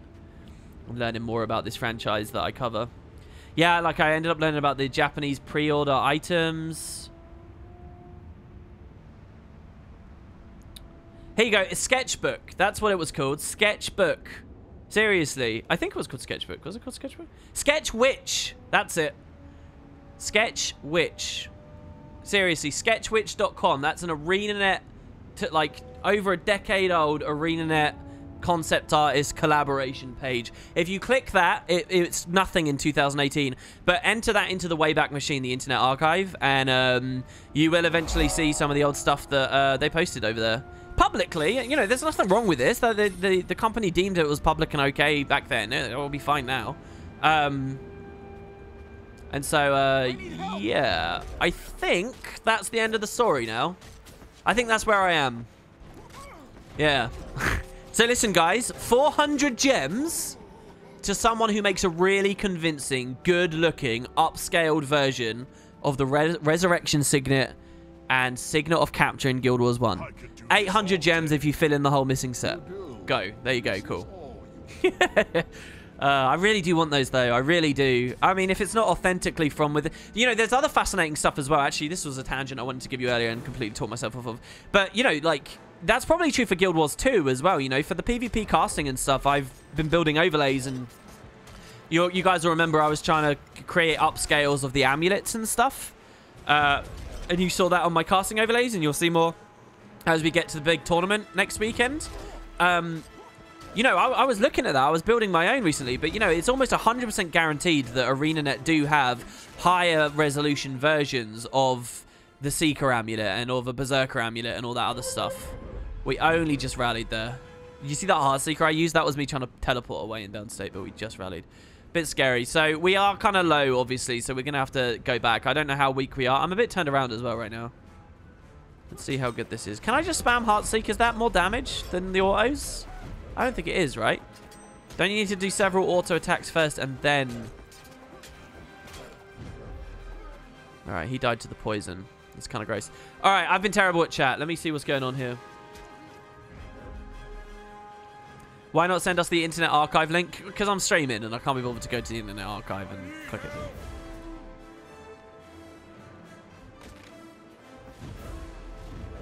Oh, someone said someone already found it in chat. Oh, did you guys? Yeah, Cherry Tunes. It was obvious that I wasn't looking at chat. I was in story time. You can't blame me for when I clearly wasn't looking at chat for ages. Just because you type it more times, it doesn't mean I'll see it. Oh, Cherry Tune says, do you have a Discord I can dig around in my laptop where I kept all the Sketchwitch posts and see what I can dig up? Wait. Cherry Tunes, you were already familiar with Sketchwitch? Oh, don't do this to me, man. I was proud that I'd found some really weird, obscure thing. You already knew about Sketchwitch? You're telling me that you have archives of things that were... You've saved archives of things that you found there years ago? Sketchwitch like a sandwich. Yeah, there you go. No. I feel really bad. Cherry Tunes has been trying to get my attention for ages. It's brilliant. I don't even know if we're level 10, guys. I think this would have to be a tome challenge again. Without good stories, like, what the hell? When did they release Dervish stuff? Last patch? They released a really badass scythe with it as well, by the way. A really cool looking scythe. What are the best things to put in shared inventory slots? It depends what you've got on your account. But obviously like a salvage-o-matic is a good idea. Have I asked anyone at ArenaNet, says Ben? No, I don't have my fingers in all these pies. Like I don't actually have a contact that I'd ask. I think it would be a bit presumptuous of me as well. There's two devs that sort of have like I thought of this as well. I would never do this. But I thought, SCW did the Guild Wars 1 update where he just added the command line flag that did the LOD thing. I very briefly thought, wow, how cool would it be if he did a little update that just by default gave everyone the really high skill resolution? Because here's the thing, guys. When Guild Wars 1 came out, people were playing 800 by 600, right? It was rare for someone to be all the way at 1280 by 720, we were all playing on standard definition. It was also, so you'd have the small skill, and even just having that many, you wouldn't want too many high resolution textures for skills. It would lag your freaking GPU out pressing K and go into the hero and the attributes panel. Like you wouldn't do that when the game first came out. But nowadays, people are playing Guild Wars 1 at 2K, at 4K, and so you make the user interface bigger, and now the user interface is a lot bigger, but the textures look kind of crap now. So, the game can actually support and benefit from these high-resolution versions being there natively. That's why the text mod versions exist. I guess we'll just have to farm Doliacs or something. This is a heart area, isn't it? I think. I know there's events and stuff, at least. So, it's a cool thing. It's a worthwhile thing. I can see why the people in 2010 were going for it, But it is gorgeous. Some of the art there is really nice, and it's so clear what they were doing now. Some of it looks really bad in game, but when you actually look at the idea, like I have that video bottom 10, right? And I'm like really mean about some of the skill icons because I'm like, oh, it looks like someone's just scribbled. Oh, someone's scribbled. But then when you look at the high resolution version, you're like, oh, hold on. All right, maybe it's not that bad. Also, as Shaman pointed out, look at this bear farm. This is amazing. As Shaman pointed out, quite rightly so, though, when you get the high-resolution version of the concept of the skill art, you can really clearly tell when they literally just scribbled over, like, a stock photo or a photo of someone. So it's got its pros and cons, but definitely way more pros than cons. Way more. Oh, Valen, did you host me? Really? Oh, no, Valen didn't host me, but somebody did host me 20 minutes ago. Oh, God. Ilever, thank you. Everybody who came from Ilever, listen, you don't know what you've walked in on here, guys. It's like some freak on the internet that thinks he's cool Googling things and is now telling you about it. That's literally what you've walked in on. It's good to see you. Me and Woofs are in game, and we want you to see our bright Asura, but you keep on going too fast and we lose you. How am I going too fast? I don't even have a map.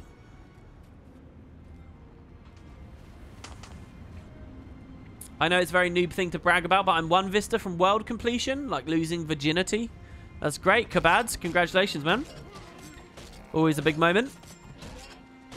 Cherry Tune says, I used to go to the site in college and uni. I studied art and design. It was great fun to look at while I studied. My laptop has a lot of Doug's work still on there.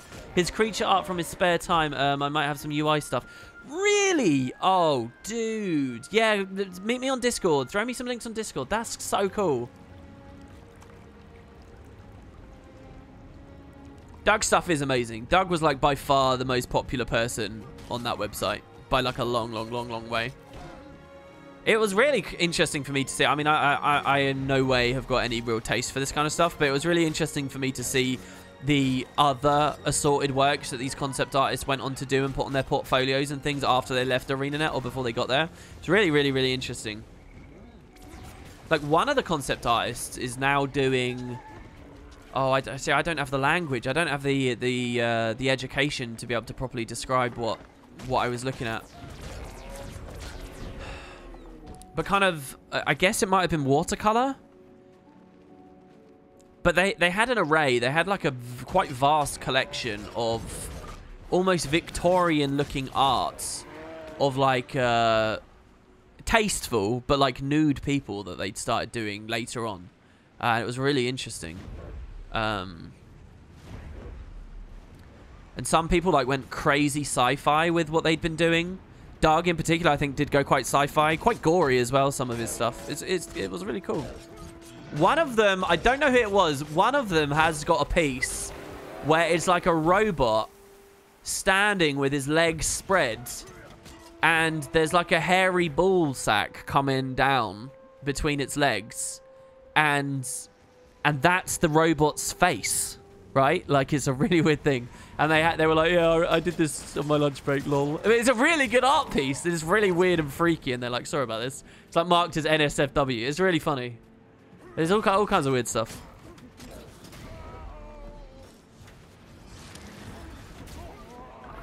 Taking bets how long it takes him to notice he's been hosted. Well, I have noticed now, and thank you very much. Thank you to the subs as well. Nuzak, Nosh, Ely Monkey, Naratu49. Thanks to everyone who listened to that, by the way. That long drawn out piece of crap. But yeah, come on. Listen, if we're going to have anything pointed come out of this, somebody dev UMod again, please. Somebody go for it. Come on. How cool would it be to have a user interface modding scene for this game? I want to see Guild Wars 2 Glass UI. Come on. How cool is that? Yeah, the tasteful nudes, they were like, it was that like art, it was that type of painting where, you know, if you look at something through like smeared glass, yeah, and like everything gets a bit blurry and you lose a bit of definition or whatever, but it's not that they've actually tried to make it look like you're looking at something through smeared glass. It's just the painting technique, right? Quite splotchy, watery, like, I don't know. Do you guys get what I mean?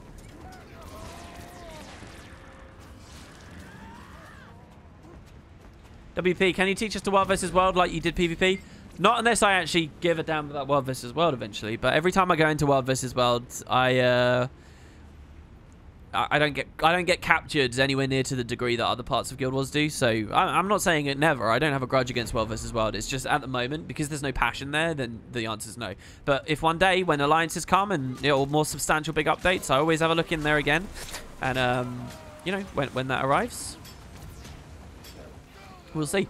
The best way that it would ever happen is if we can get Spuds to like have a big World vs. World initiative and push and stuff, and we care about it as a function of Spuds getting involved and whatnot, and then maybe I'd get wrapped up in, you know. Yeah, frosted, like frosted glass almost. Good word to use there, Shubies. Like I said, I don't really have the language to describe what I'm trying to say here. Did I ever finish the backpack? No, I didn't. I didn't play at all, really, since the pips got buffed. I played a ton before the pip buff. And then once the pip buff landed, that was it. I wonder what level I am. What do you guys think?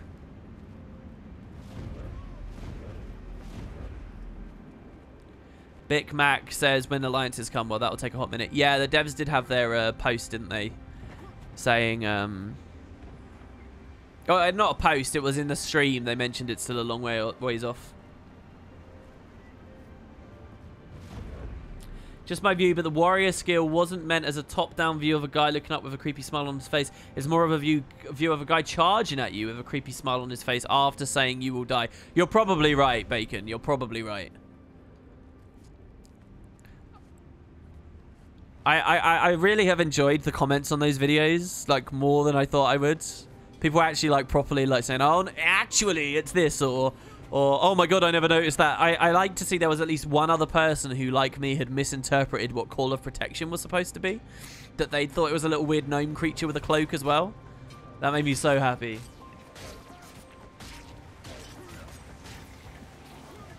I hear Angels has a PvP website on the way that will describe various aspects of PvP builds, maps, JPs. Yeah, he did send me a Discord link yesterday that was very fascinating. And I think that's a cool initiative from him there. I said that once it's released, I'll have a look at it. If it's really good and I think it's in line with what I think about PvP as well, I'll happily plug it at the end of my series that I'm doing. I love the lighting in here. Look at this. Look at these shadows. Oh, this is so good. It's so soft. Another thing I want to do is look back at NVIDIA Profile Inspector. I think I've mentioned that all 3 streams this weekend. Maybe even today already. What class am I playing? This is Thief, but it looks like a Guild Wars 1 profession because of a new item they released in the game. But I'm a Thief. I'm also only using 2 skills for the entire Thief class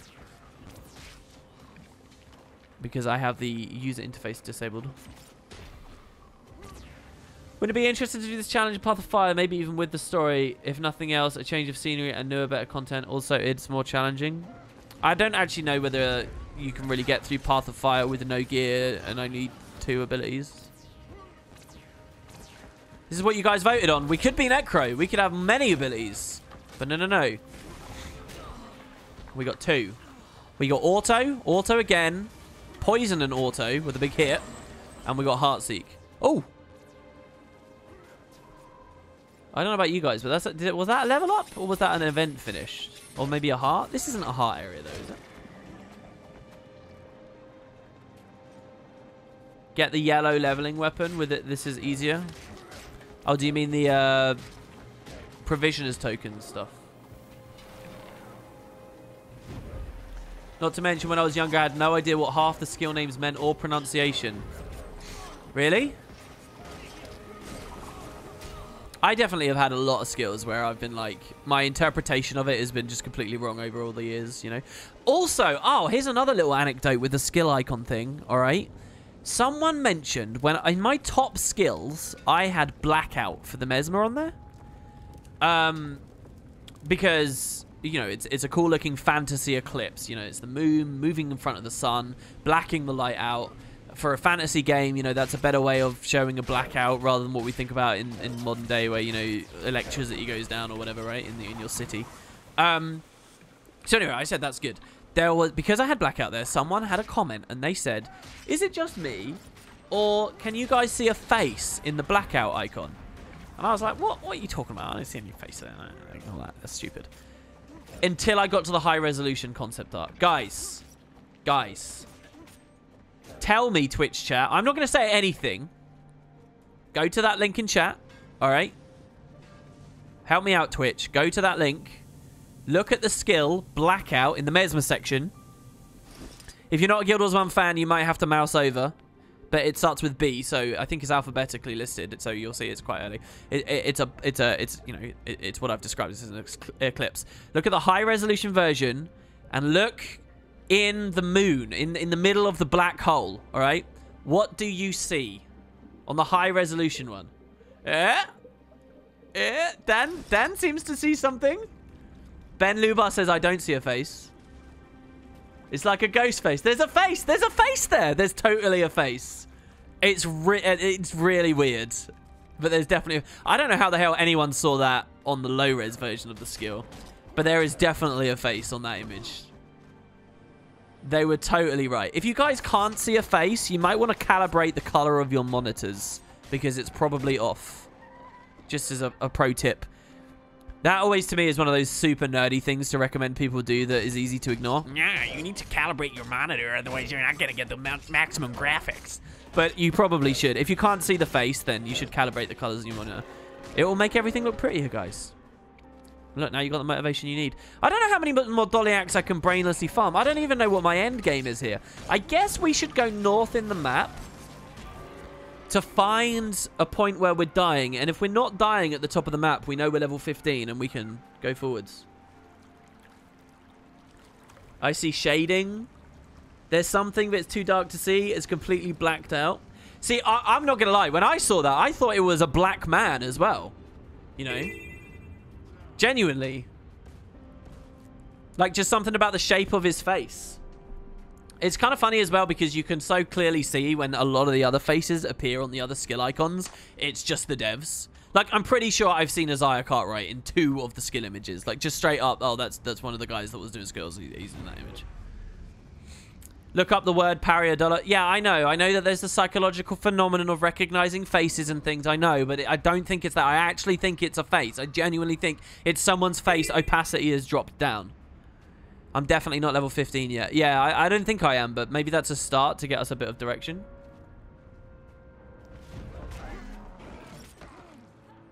It's like the bunny in the moon. Maybe I'm wrong. I'll have to have a look at it. I can't see it on stream right now. Maybe I'll look again after the stream's over and see. People aren't as convinced as I was. When I saw the high resolution one, I was just immediately convinced. Click it as well, guys. What you're looking at on that wiki page is a 100 by 100 pixel thumb of the full thing. So actually click it. It will take you to the full 200 by 200, whatever. And from that one, you will have max detail. You will be able to see. Okay? So make sure you actually click it and judge it from there. Oh, thank you very much to Team Guess Who gave me a £3 donation. I don't think anyone's ever donated me £3. That's kind of an odd number. Thank you very much, dude. Hey, Potato, you looking good today. Much love for the host yesterday. It was awesome. Appreciate it a lot. Oh, are you the guy that I hosted yesterday? Dude, I really enjoyed your stream. I didn't stay as long as I wanted to. You've had multiple compliments today, though, man. From my viewers who have said, yeah, they really enjoyed themselves. Dude, thanks very much. It's very cool to see you. I'm glad you had fun. WP, did you see the new Reddit link about open world PvE builds on Meta Battle? I did. I haven't actually looked at them just yet. The other initiatives for open world builds, I've not actually agreed with the philosophies behind the people who have invented them. But I noticed on the Reddit thread that they included like Barebow and stuff for Meta Battle, which I do like the sound of. So Meta Battle's thinking might be much more in line with mine, and it's quite cool. I don't want to be overly critical the second I see it, though. But yeah, it's very cool. I like that people are appreciating that. Honestly, it's a sign that the community is getting, at least in some small way, a little bit more of a healthy perspective about builds, buildcraft, and what that means for Guild Wars. We're finally getting away from this stupid situation where it's like, oh, I have to be a Zerk XYZ thing to farm COFP1, so that dictates how I do my starting personal story bullshit. You know, like, we're finally getting away from that. It's good. Yeah, we're talking about the Mesmer skill blackout. That's what we were talking about. Gribble Girl says meta for open world, really, derisively.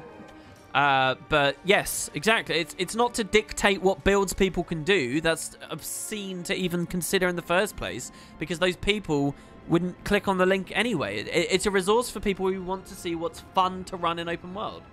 That's it. And there's nothing wrong with a resource existing like that. There's nothing dictatorial about it. There's nothing unhealthy about it. If it turns out that a shrapnel sanguine array engineer is super fun in open world, then having a resource that demonstrates that to people is a good idea. There's nothing wrong with it. It's nothing to be sneered at. I think it's very good. And yeah, as I said, I think it's healthy too. We actually have to dodge that because that freezes us. And I don't want to get knocked down for ages. Oh, come on, man. This could be really bad right now. This might be our first defeat. I don't know how low we are, but I'm a little bit scared. I'm going to Heartseek spam. He's a veteran, isn't he? I remember this guy being really challenging. Dodging out. I can't just auto like this because my signet, if I'm even on the signet. Actually, let's... What are we on? Yeah, we are on the signet. I just saw that was the signet animation. So, that signet doesn't heal you on activation. It's on strike. That's the difference between this one and the Ellie one. So... I really want to press skill 4 and throw daggers at him, but we just can't. Oh, there you go. He died to the poison. Nice. Hey, that was kind of fun. Not seeing his health there, that was kind of fun. You'd love to hear my opinion on Powered Deadeye in raids. So many people seem to be against it. I've never played it. I don't raid enough to really know or care. Sorry. I like Deadeye, though. I think it's really interesting in open world. I think it's really interesting in PvP. So... For all the places that I play the game, Deadeye is totally viable and interesting and fun. In fact, I think Deadeye gameplay is some of the more interesting gameplay you can watch from a PvP perspective.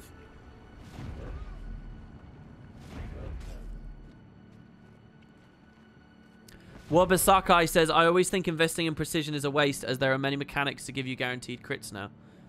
And then you gave me an emote, TP Fun Fun. What does that mean? Is that like a kappa?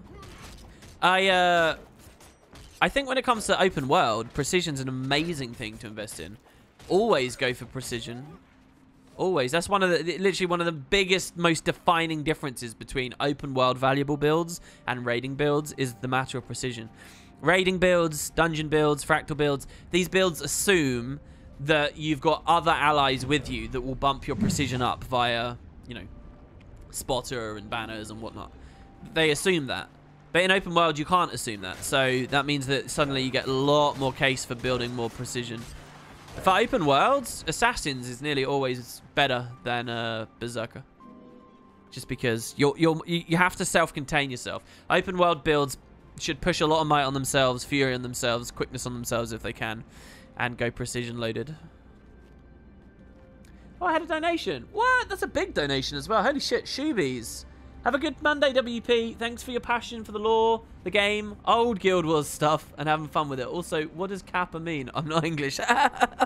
Did you say that just because I said that out loud? Dude, that's so generous of you. Thank you very much, man. What? Kappa is... So listen, let me describe to you Twitch chat.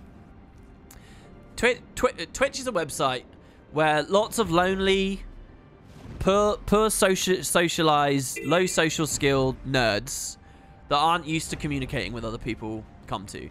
But these nerds, they get lonely, okay? They are only human after all. So they seek to socialize. They want to talk about their favorite games. And so they congregate in chats where they can be anonymous and nothing really matters and no one really cares. And they decide they want to make a contribution. But then they realize they don't actually have anything intelligent to say. So they try to go for a joke. But then they realize they're not very witty either. So... And maybe they've only just tuned in. They don't have the attention span to follow anything long form. So they've got that little moment there. So what they do is they make a sarcastic quip. Easy peasy. Humor right there. Sarcastic quip. And thus, the core of Twitch chat is born. It's built on a bed of sarcastic quips so that nerds can feel like they're contributing.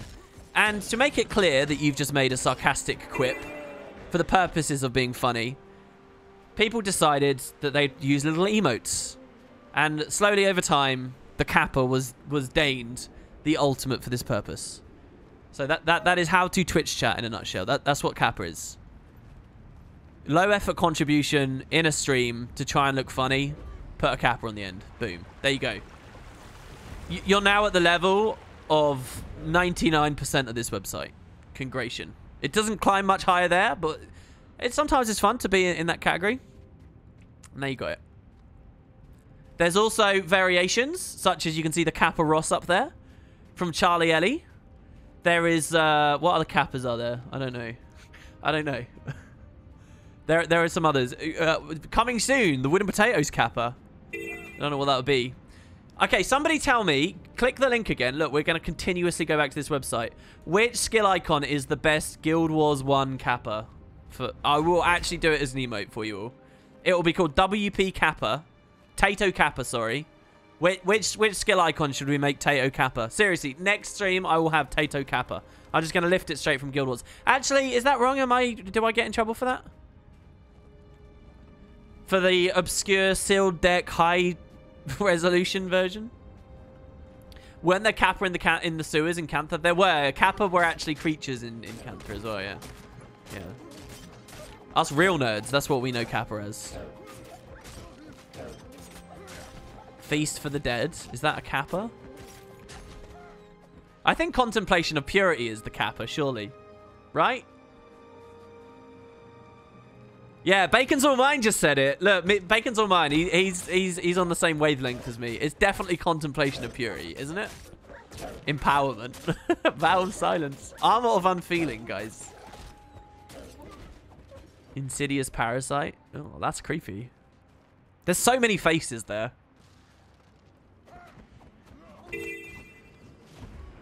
I'm not gonna lie, I'm a bit bored of this challenge. There's so little going on. I mean, it's intriguing, but I don't put the hours into Twitch to make this pay off, do I? Let's be real. I'm gonna turn the UI on and just see where we are.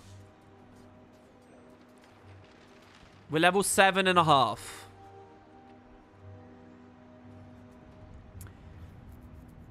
Depravity is a great Kappa. Would make Soldier's Strike would make a good emote. If you guys feel really strongly about any of those as an emote, let me just be clear. If you give me Twitch Prime, there's a button on screen. Give me Twitch Prime right now, and I'll unlock a new slot, and then we will. I'll find how many slots I've got for you all, and I will add these. As long as I'm not going to get in trouble, am I? For putting a skill thing? Does it need to be my own like special little? Do I need to recolor it or, you know, mirror it or whatever? Like, what makes it a transformative work kind of thing? I mean, I really don't know. What's the... People are actually giving me Prime. Somebody did! Ha! Forge Gaming Net. Dude, you're a god. What? This is working. Guys, keep them coming. Holy shit. Noka3, Flexi90. It's great to see you. Thank you, guys. Oh, he's got an eye for fine potatoes. You even triggered the rare dialogue. Okay, emoticons. I currently have... Oh, we must have lost tons of subs, guys. I only have 2 free slots. I swear I used to have loads of free slots.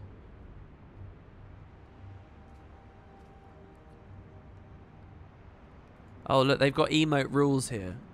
Oh, I used to actually have loads of... How do I get another slot? Oh, I need tons of points to get another slot now.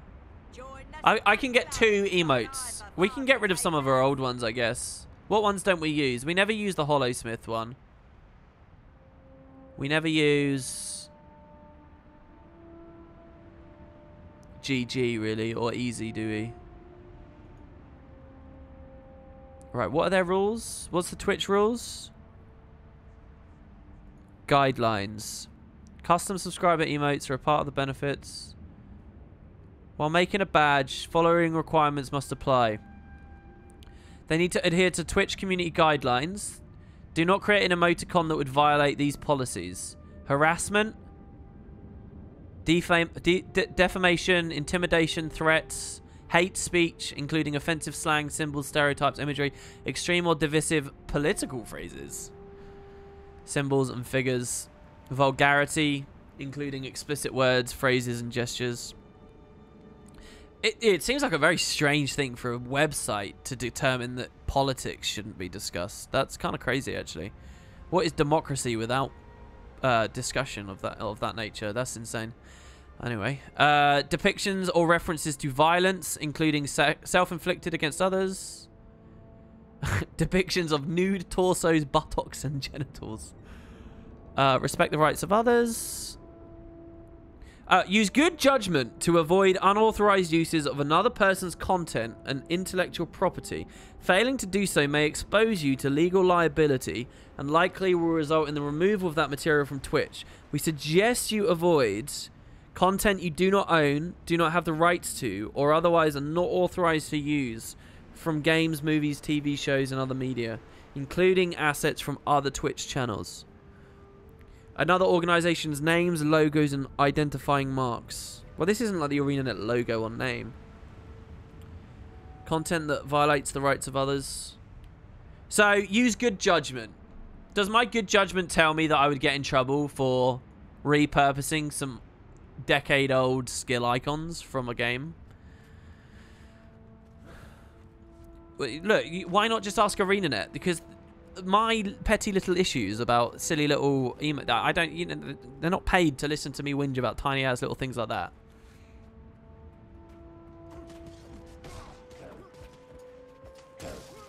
You'd have to make a knockoff icon.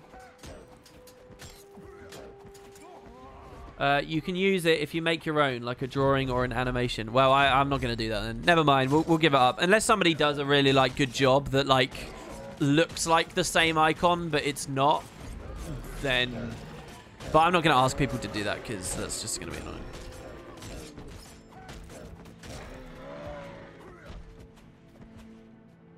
Aren't those assets like web page packages you can throw all... Yeah, the art is from a fan kit that they give to you to redistribute, to print out for yourself, to use for yourself. So I don't know whether that blurs the line a little bit. Spectre NSFW says, I see lots of emotes from games.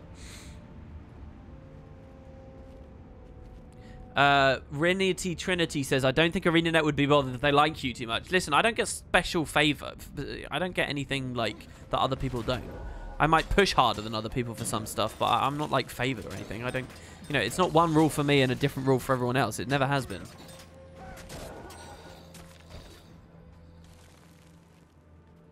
Vampiric Swarm, Bitter Chill, Blood Drinker, Dark Aura, Unseen Fury, Agony, Blazing Finale.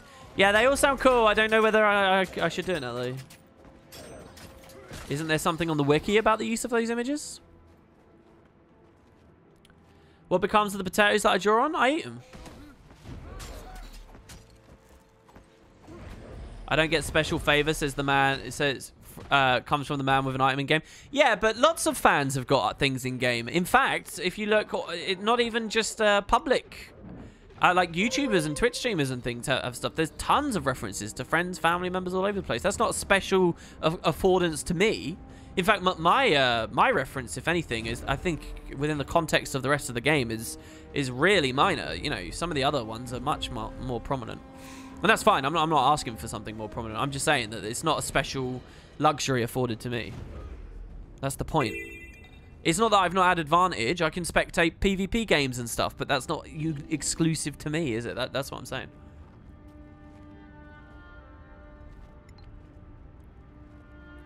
You remember a Guild Wars 1 chest that got pulled? Really? A chest set based on Guild Wars 1 stuff? Really?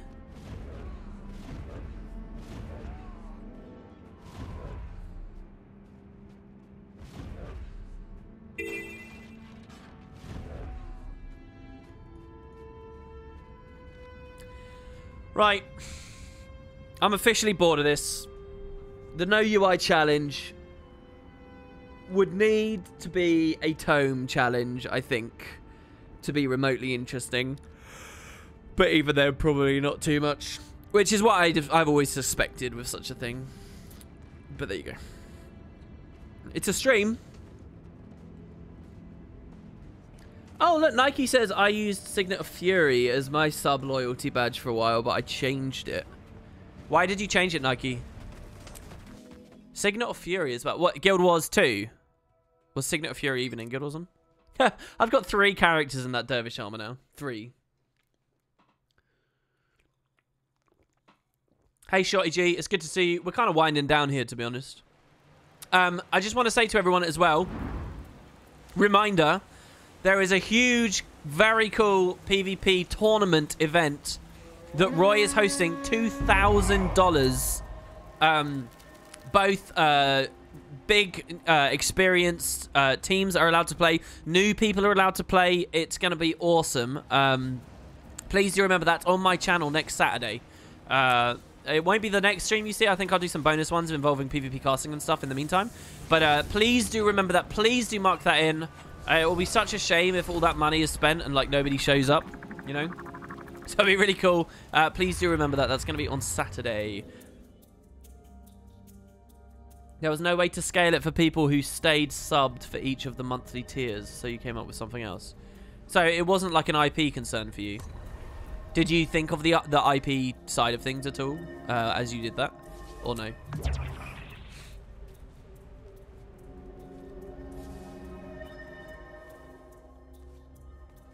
You can recreate the image in the same art style as the Spuds. I don't like the idea of that, dude. Please, nobody do that. That sounds shit to me. I really don't like the idea of a fucking potato version of... Like, no one's going to be... The idea would be... I think that defeats the idea, basically. If we were going to go with the potato style, I'd rather do what Welk was doing and just have our own unique thing, not, like, try to mock... You don't get enough pixels to play with to recognizably hit both of those things. And it's such a weird, specific... Look, I just don't think it's a good idea. I'd love to use the full icons. Maybe, like, just transforming them a bit. Like, maybe a slight recolor, a flip, a mirror image, cropping aspects out. Maybe that's all it takes. You briefly considered it, but if ArenaNet says something, I would have changed it. I'm 99% sure they wouldn't care, or certainly wouldn't take the time to do anything about it if they did. Yeah, I mean, my good judgment tells me no either, but some people in chat, I guess, were a little bit naysay a second ago, so now I'm concerned. Make a potato version of a skirt. No, the point is, guys, I'm not sure whether I want to just have potatoes as my emotes forevermore. I'm not sure they're even that good, really. Not the art, I mean the idea, the concept. I love what Welk's done, obviously. But the concept itself, I'm wondering if we can change up. Hold on to your points. Seize theirs. Right. I still don't know what I'm doing on Rev in terms of what my upkeeps are between games, between matches. This guy's going to possibly jump us. There's a stealthing Mesmer coming towards us as well, so we want to be careful. There's a lot of pressure there. That's not him. That's a clone. You've captured the altar. We can get the Rev now because he's low. Oh, shit. We're out of... It's okay. We had Bassi. Your enemy He has the temple thingy. That's now. pretty bad. Weapon swap to cleanse the bleeds. Stop unrelenting assault. Because we need the energy. I wasn't even fully sure if anyone was following us there. We got our 25 might. I'm going to stack some prop. We'll let him hit us with a few of that. Then we'll dodge. Yeah, we got this. We got this. We got this. Death Strike. Kill for the Death Strike. Yeah, 6k Death Strike. See how I called that shit? Didn't even need to rally anyone on that. I could have stood near my allies on that there. We can get in with Surge of the Mist. Okay. I should have gone to my allies when I double tapped the Your F2. enemy seized the altar. It wasn't too relevant. Precasting this for the burst when we jump to this guy on the node. You control He's a thief. the gate. Hopefully the ranger doesn't see us. Oh, what's he running? A bit scared of that. Oh, he's PP. What was the... We're going to reveal him now. He's PP, so I don't actually know. He can't really stealth anyway, can he? We blinked up with him with a shadow step. That's perfect. He goes back down. We use our next one. Your Quickness, enemy he can't has get the away. We temple rot the now. body in full cap now. Watching for stillness, but the game's not even that long. He's self-resing. We can blink up to him in a second. I'm not going to get full cap, sadly, so it's kind of annoying. Oh, dare I? Dare I? No, I'm not going to. I don't know what this guy's doing. This is like massive You've time wasting captured right the now. altar. EU is kind of really hit or miss, I feel like. A lot of the people who play on EU are like really like... Or it might just be that my matchmaking's terrible in EU. I don't really want to mess about here anymore. He's essentially 1v1ing me on my node, so it's not high value or anything, but I want to go plus some stuff. They're losing in mid, so I really need to get going. We still have swiftness, so I don't need to pock that yet. I want to make use of my 25 might. Death Strike just to close the gap for the Shackling Wave. He moved out with one of his ambush abilities. Unrelenting Assault combo. He's dead off node, so we can rot that. The crosser, the ranger's crossing back to close, so we're going to move up. We're watching to blink to him. I just need to take target. Healing early for the damage boost. I swear I saw the ranger. I guess he moved. I'm wrong. I didn't see the ranger. That's 3 players. I can't do anything Your there. enemy has the temple So we now lose value on our heal. Stillness coming up as well. This is terrible. You control I'm going to the blade... gate. Oh, I messed that up. I was really hoping to... Oh, we've killed him anyway. I was really hoping to... The Soul Beast scares the shit out of me right now. So I'm just going to let my allies get over to that body. The Scourge has thingy on it. That's an easy kill. Stillness in 8 seconds. Shackling Wave. We're using this for super speed right now. Double tapping this for swiftness. Stillness has appeared. So it's the thief. I'm going to dodge still. No, I'm not. Oh, he's PP. Right, of course. We're actually going to do this straight away here. If that had landed, it would have been so nice. Nice shadow step from him there. I can't do anything 2v1. I hope that my allies get to stillness, but I don't want to do anything here. Also, I don't want to jump down too quickly because I don't want to be ported to or anything. I'm going to watch to see what that Rev does. He might come down with us. They got stillness. That's really annoying. I was in the correct position. I don't know what my team was doing. 3v1ing a warrior in mid, actually. That's what they were doing. Look at this. Not 3v1ing, 4v1ing the warrior in mid. Jesus.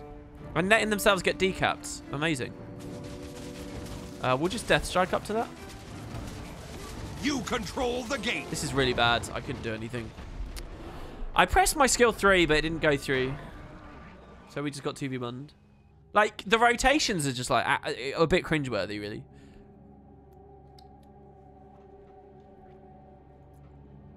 Why this game has so few people interested in it? I don't think that's true at all. What do you? Yeah, I think you're making a statement there that's not actually true. I think a lot of people are interested in this game. So I want to help the Mesmer, but I'm going to assume the Mesmer can kill the PP Thief. I wanted to save that guy as well. We can jump this guy, but if I jump him, this is like chess, right? We're going to go for the 2v1. We needed the Shackling Wave to score the kill. Because it didn't, we have to bail. We might be able to do something here, though. We didn't get the sword, the staff. Look at how horny they are. There's 2 of them here on me right now. Oh, I didn't have any dodge either. That's gross. I think I'm dead. My only chance is to time that confusion out. Get, Oh, no, no. Oh, that would have been so good. Yeah, if you guys want to understand what happened there, my initial hesitation, because I knew if I jumped the Mesmer, the Rev would get me, that allowed them to break combat and start healing, which is why the Mesmer was so high health when I went in. If I hadn't hesitated and I'd gone in on the guy straight away and the Shackling Wave combo had killed him with the 2, we could have actually done something really good there, but because I let them heal up and stuff, we basically didn't. Again, like, this stagger's like really nasty, frankly. I'm gonna stun break that very quickly. I don't think I can do anything here. Just throw some blinds out. I can't. I actually can't. I'm 3v1 right now. Nope. Like, why the thief would come here, I've got no idea. Can't do anything. I'm dead. You've captured the And altar. now look at his stagger walking in. Like, this ally of mine just charging in and not actually rezzing or anything. I can take the self-res here, though. Especially if this guy actually helps. Your enemy has the temple They don't now. seem to know about buffs whatsoever. This guy could have gone capped stillness or something. Tranquility Didn't has do anything. appeared. They're not trying to res. He's stealthing and walking to the nodes. Oh, guys, it's not very good gameplay here right now. This guy procced the fucking full counter over my body. I just don't get it. I don't get it why he's so scared of the warrior as well. They did engage these. I'm surprised we're in the lead at all. ArenaNet appears to use the GNU free documentation license if the content is provided by individual contributors. Get them back. However, if you take directly from Guild Wars 2, its website's manuals and guides... I'll have to read that in a second, sorry. I don't know where to rotate right now. They got trip cap, right? Yeah, so I can go this way. Look at that down there. Double down state on the enemies. My Scourge is just wandering around on top. So they all rally. Look at that. Are they all going to rally or are we going to rally? Oh, I think we got it. Actually, holy shit. He's still downstate. What is my Scourge doing? Why is he coming here? Look at this player. Oh, God. You captured the altar. It's okay. That's right. Minimap never relevant in Guild Wars. It's fun, guys. So I don't want to just get blown up by respawns. If anything, I just want a decap. The Rev intimidates me because I'm not a good Rev, so he could probably... You control the gate. Oh, good. Thanks for the Bassie, man. I really like that. So this is a bit gross right now because I'm all out now. We'll get the blind from the 3 there.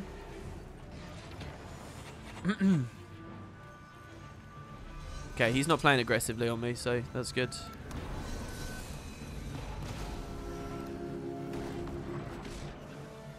He survived by the tiniest little thing so infrequently. I'm not going to get that. He's bugged with full counter. ArenaNet, can you fix this, please? The full counter bug is like really shit. So all we have to do is scare. He doesn't even realize I'm on staff there, so he was just like shitting himself for no reason. There, my thing countercast, and I don't know why. There, we dodged the full counter. We're just playing very passively because I don't really know how well I can 1v1. He's been jumped by the thief, so we can get full cap now. Hello, friend. I've come back to Guild Wars 2, and I've discovered your content. I'm eating up your videos and enjoying it. Cheers, sir. Thanks very much, dude. That's very sweet of you. You've got the temple. Oh my god, I keep trying to read that comment in chat. Gate. I don't want to zerg away from the middle. So what's he been decapped by there? I don't know what the vertical range is on this either. Oh, he just fucked that up big time. Your enemy seized the altar. So there we can keep Stillness attacking has even appeared. through his... Oh, this is so bad. Hopefully he delays stillness. Here we just evade this. Oh, he's still there. That's fine. We're going to go with the...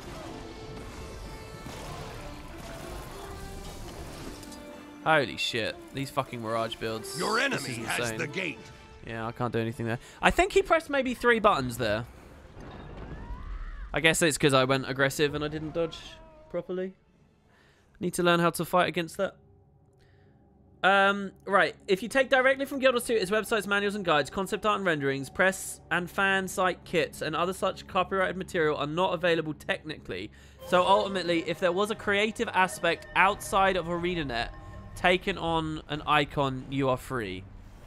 Well, there wasn't. Do you mean I could be that creative aspect, though?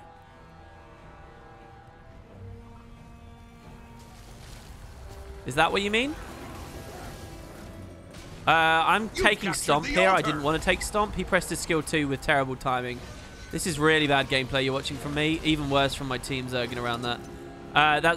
Both attempts to Stomp there were just terrible. Here, I'm going to go for a really dirty decap. You guys watch this. Ready? Your enemy has the temple now.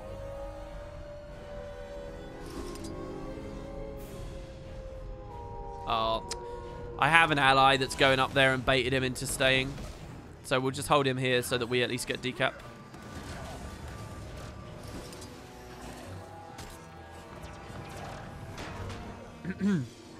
We won't proc that. Oh, good, he plussed me. Did he take decap already? He did. Good, I like that thief. He's Your playing well, at enemy least. has the gate. I don't like this again. Oh my god, that time he jumped me really quick so I can get the dodge again. What the fuck is this? What the shit? Oh, I was 2v1. It's fine. Yeah, I'm enjoying Rev at the moment.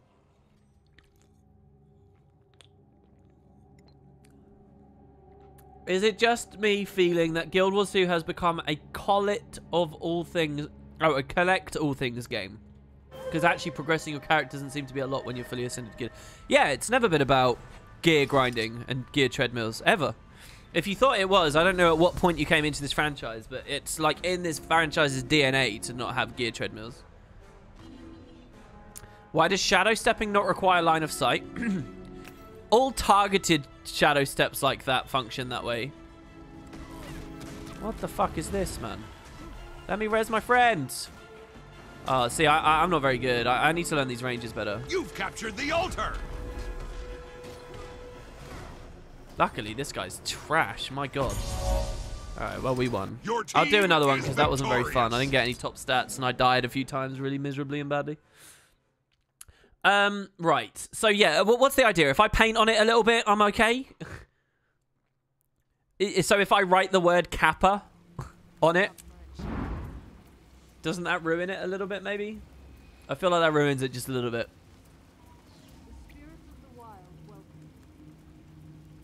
WP wants to rebrand. Merciless Icons next. What? No, I'm not rebranding. I'm just thinking of the emotes I've got. That's all. WP, how hardcore are raids? I've only just come up for Path of Fire and never got to do raids in Heart of Thorns. I don't know what's the easiest way to jump into it. I would say they're much more hardcore than anything else that existed in the game up until their inclusion. I can't give you any real good comparisons to other MMOs. I don't, because I haven't raided in Final Fantasy 14. I haven't raided in yeah, I have to be very careful talking about this as well because obviously I'm ignorant on it, so I shouldn't throw my hat in. The impression I have had through conversation over the years with admittedly Guild Wars fans, right, is that the raiding here is a lot more interesting and varied than other games, but I obviously I wouldn't trust myself to say that. So I wouldn't trust myself enough to listen to that. So I don't know whether you should either, but yeah, other people can tell you. What's WoW raiding like, guys? I've heard that it's a very, very different experience, much more gear focused in other games rather than actually understanding the encounters and the gameplay. But it depends, right, like on what difficulty tier you go to and whatnot. You know, there's that word there, raid, but really it's depending on the game you're talking about. It's describing very, very different video gaming experiences. It's using the same title, but perhaps unfairly so. It uses that title because it's elite end game MMO content, but in an instance. But that's about as far as the similarities go quite often.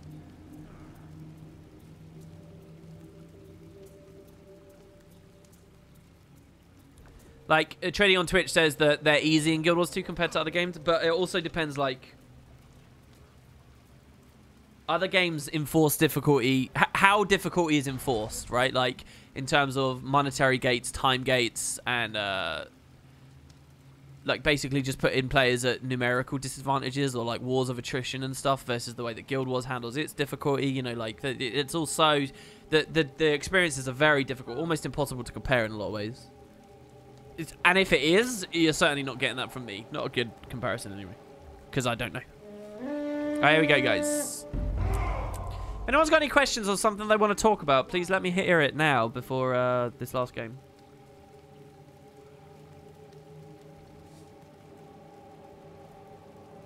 Callan TW says the lack of Trinity is the hardest thing for me to adjust to. That seems like a comment that you'd give maybe in 2012 or 13.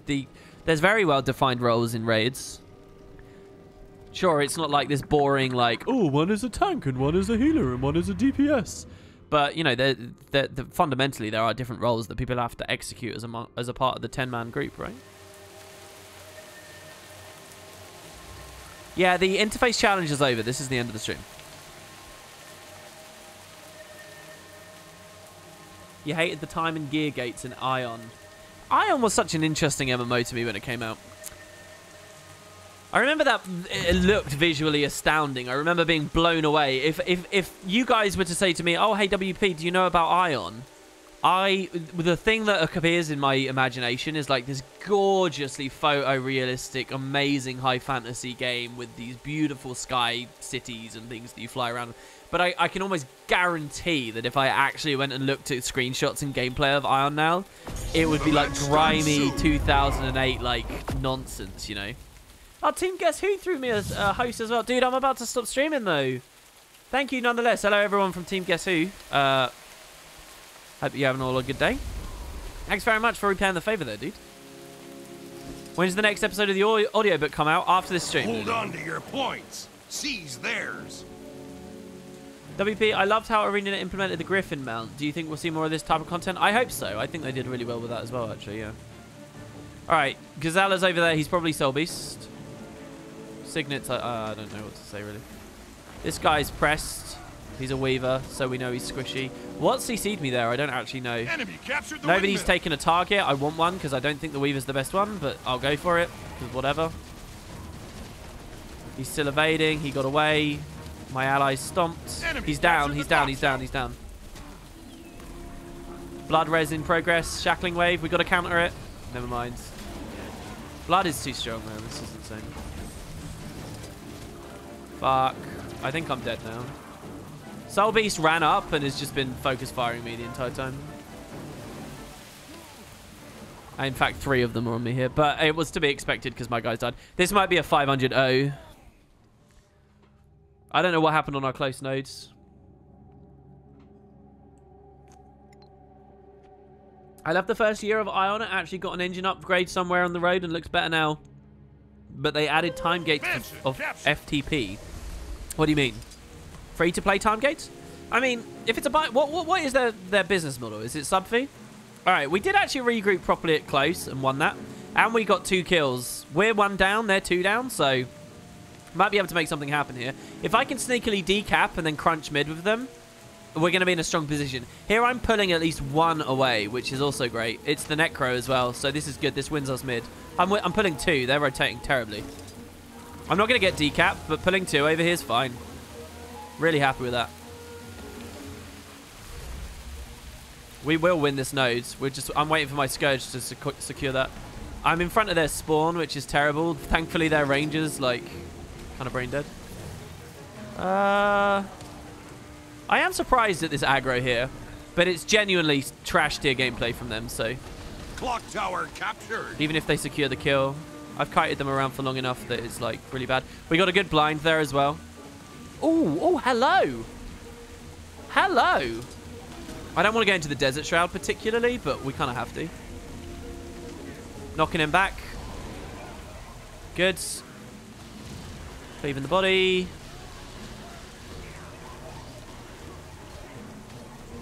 Good. Ellie has to leave. Death Strike. We need big damage here. Shackling Wave. He's up. Ellie is still on me. Dude, it's over. So there you go. We kited him around long enough to cap mids and then even pushed the big team fight at far. And we regained the map. That was actually a really good way of showing how a bad opening you can still do very well. If I can get on this node now as well before he gets fully decapped, we may have to do some work here to save this guy. Windmill No, that's good. We're going to cleave that because of the pet. Going to go plus the thief over here who's been caught alone. He's dead. Dare we? We dare. We dare. We dare. Here we go. No. It's a bad idea. It's a very bad idea right now. Might be able to do something. It depends if the ranger shoots us again. That's twice the ranger's majorly fucked up. Not using his eyes. Just trying to zerg to the next node. Shackling wave was really bad there, I know. We got that one. We were in the thingy. Oh shit, I fucked up. I messed up. Surge and miss. Got it. Got it anyway. Got it anyway. Knock the body back again. Artillery fire! Got Newt. Ah, I keep missing the shackling waves. Beautiful evade there. Okay, now we get the stomp to rally our ally. He didn't even rally. Dudes, we got to watch out for the Treb fire. Quickness and then cleave. Okay, good. I can't remember. I made a play there that I wanted to describe to you exactly what happened, but I missed it, so whatever. This could be really good right now. Enemy captured the clock We might tower. have this. Windmill captured. Still not very good with my facets. We got the double tap there, though. What's that range? 600. It's not too bad. This guy's too late. Oh, their ranger is, like, not doing very well. Why are you here? Oh, my God. They got a kill, though. I have to try and interrupt. Oh, no, no. I fucked up. No, I fucked up again. Oh, God. I've mistargeted the AoE. And then I deported to the wrong guy. Oh, no. And now I'm playing way too passive. Let's try and get the staff auto kill. It's not going to happen, guys. It's not going to happen. I got to bail. No, I should have left. I should have left. Really, really, really stupid. I could have salvaged my fuck up by learning to bail, but I went greedy again. My coffee's cold. Yeah, the scythe looks great, doesn't it? Yeah, yeah, yeah. It's good playing a dervish. It's so good. Yeah, there's the Destroyer Scythe, there's Final Rest, and there's the original Halloween Scythe. That's the only scythe I don't have. I have all the other sides. I have the Quiver back piece, but only because I don't know what other backpacks I like the look of. Check Discord Twitch clips. Okay, when this is over, I will have a look. There, I'm not going into... Enemy captured the What's clock he tower. actually got there for us? I don't know how well I can fight a Scourge. I really don't know how aggressive I can be with them. Windmill captured. What? Come on, I was dodging. That's some BS. That's me actually used to NA, probably. In that my evade frame would be a little bit delayed. We dodged the fear. What? See, again, there actually on NA that would be a successful evade because there's like a delay. But now I'm like dodging too early. Like NA, you're forced to like have a certain reaction window that now I don't anticipate very well. That was a good glint hit there from him. We have to play passive. All right, that's good from him. We can probably kill him now, though. Yeah. Good from the thief there as well. Beautiful. Probably unnecessary taking that kill. We have to line of sight the ranger here. And then port up. Captured. We might have got him in that. Probably did. Didn't really do much. Oh, that interrupt was so good from him there. What a dick. We lost the value from our heal. He stealthed as well. He's down. All right, let me take stock of the minimap again. That guy's going to just free cast. Enemy captured the windmill. We have double cap. I'll let them establish it, and then I'll push in afterwards. I'm not interested in... He's still just aiming us. This is amazing. Clock tower captured. I know that I hit with this because we got the lifesteal procs came in, the green numbers, so we know that the shackling wave secured the kill. Well, we didn't know that it secured the kill. We knew it hit him, and we know that he's squishy, so we know that we hit him hard. He doesn't show up anywhere else. Here we're just like delaying a second to make sure there's no weakness before we try and do something else. Here we messed up. We went in the wrong direction. Here I have to get my glint very perfectly. Pretty good.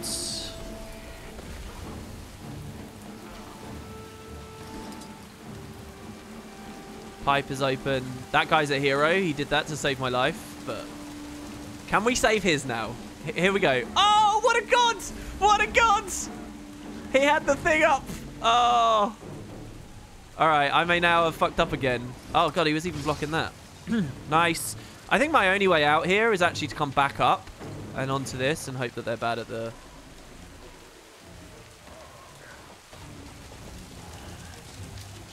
He even landed the fire grab on me. That was pretty good.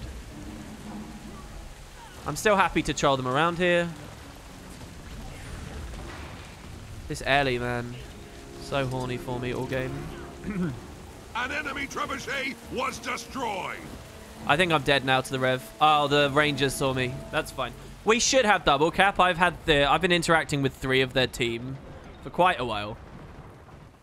But I don't know. Maybe people have been dying elsewhere. Yeah, we win the game. That was fun. I played kind of badly at the end there. 11-3. It's all right.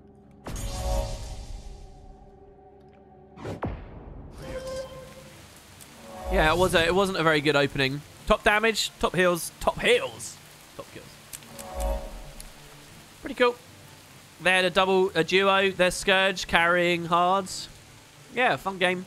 Do consider playing Rev, guys. If I continue having fun on it, you might see I do some Game of the Days episodes. But yeah, all in due time. Thanks very much for watching, guys. I hope you enjoyed the stream. Anything you want to follow up on, throw me a message over here at Twitch, on Discord, wherever. And yeah, for now, I'm going to go finish off the audiobooks. You'll see those going up very soon. And then a news video. Cheers, everyone. I'll see you shortly.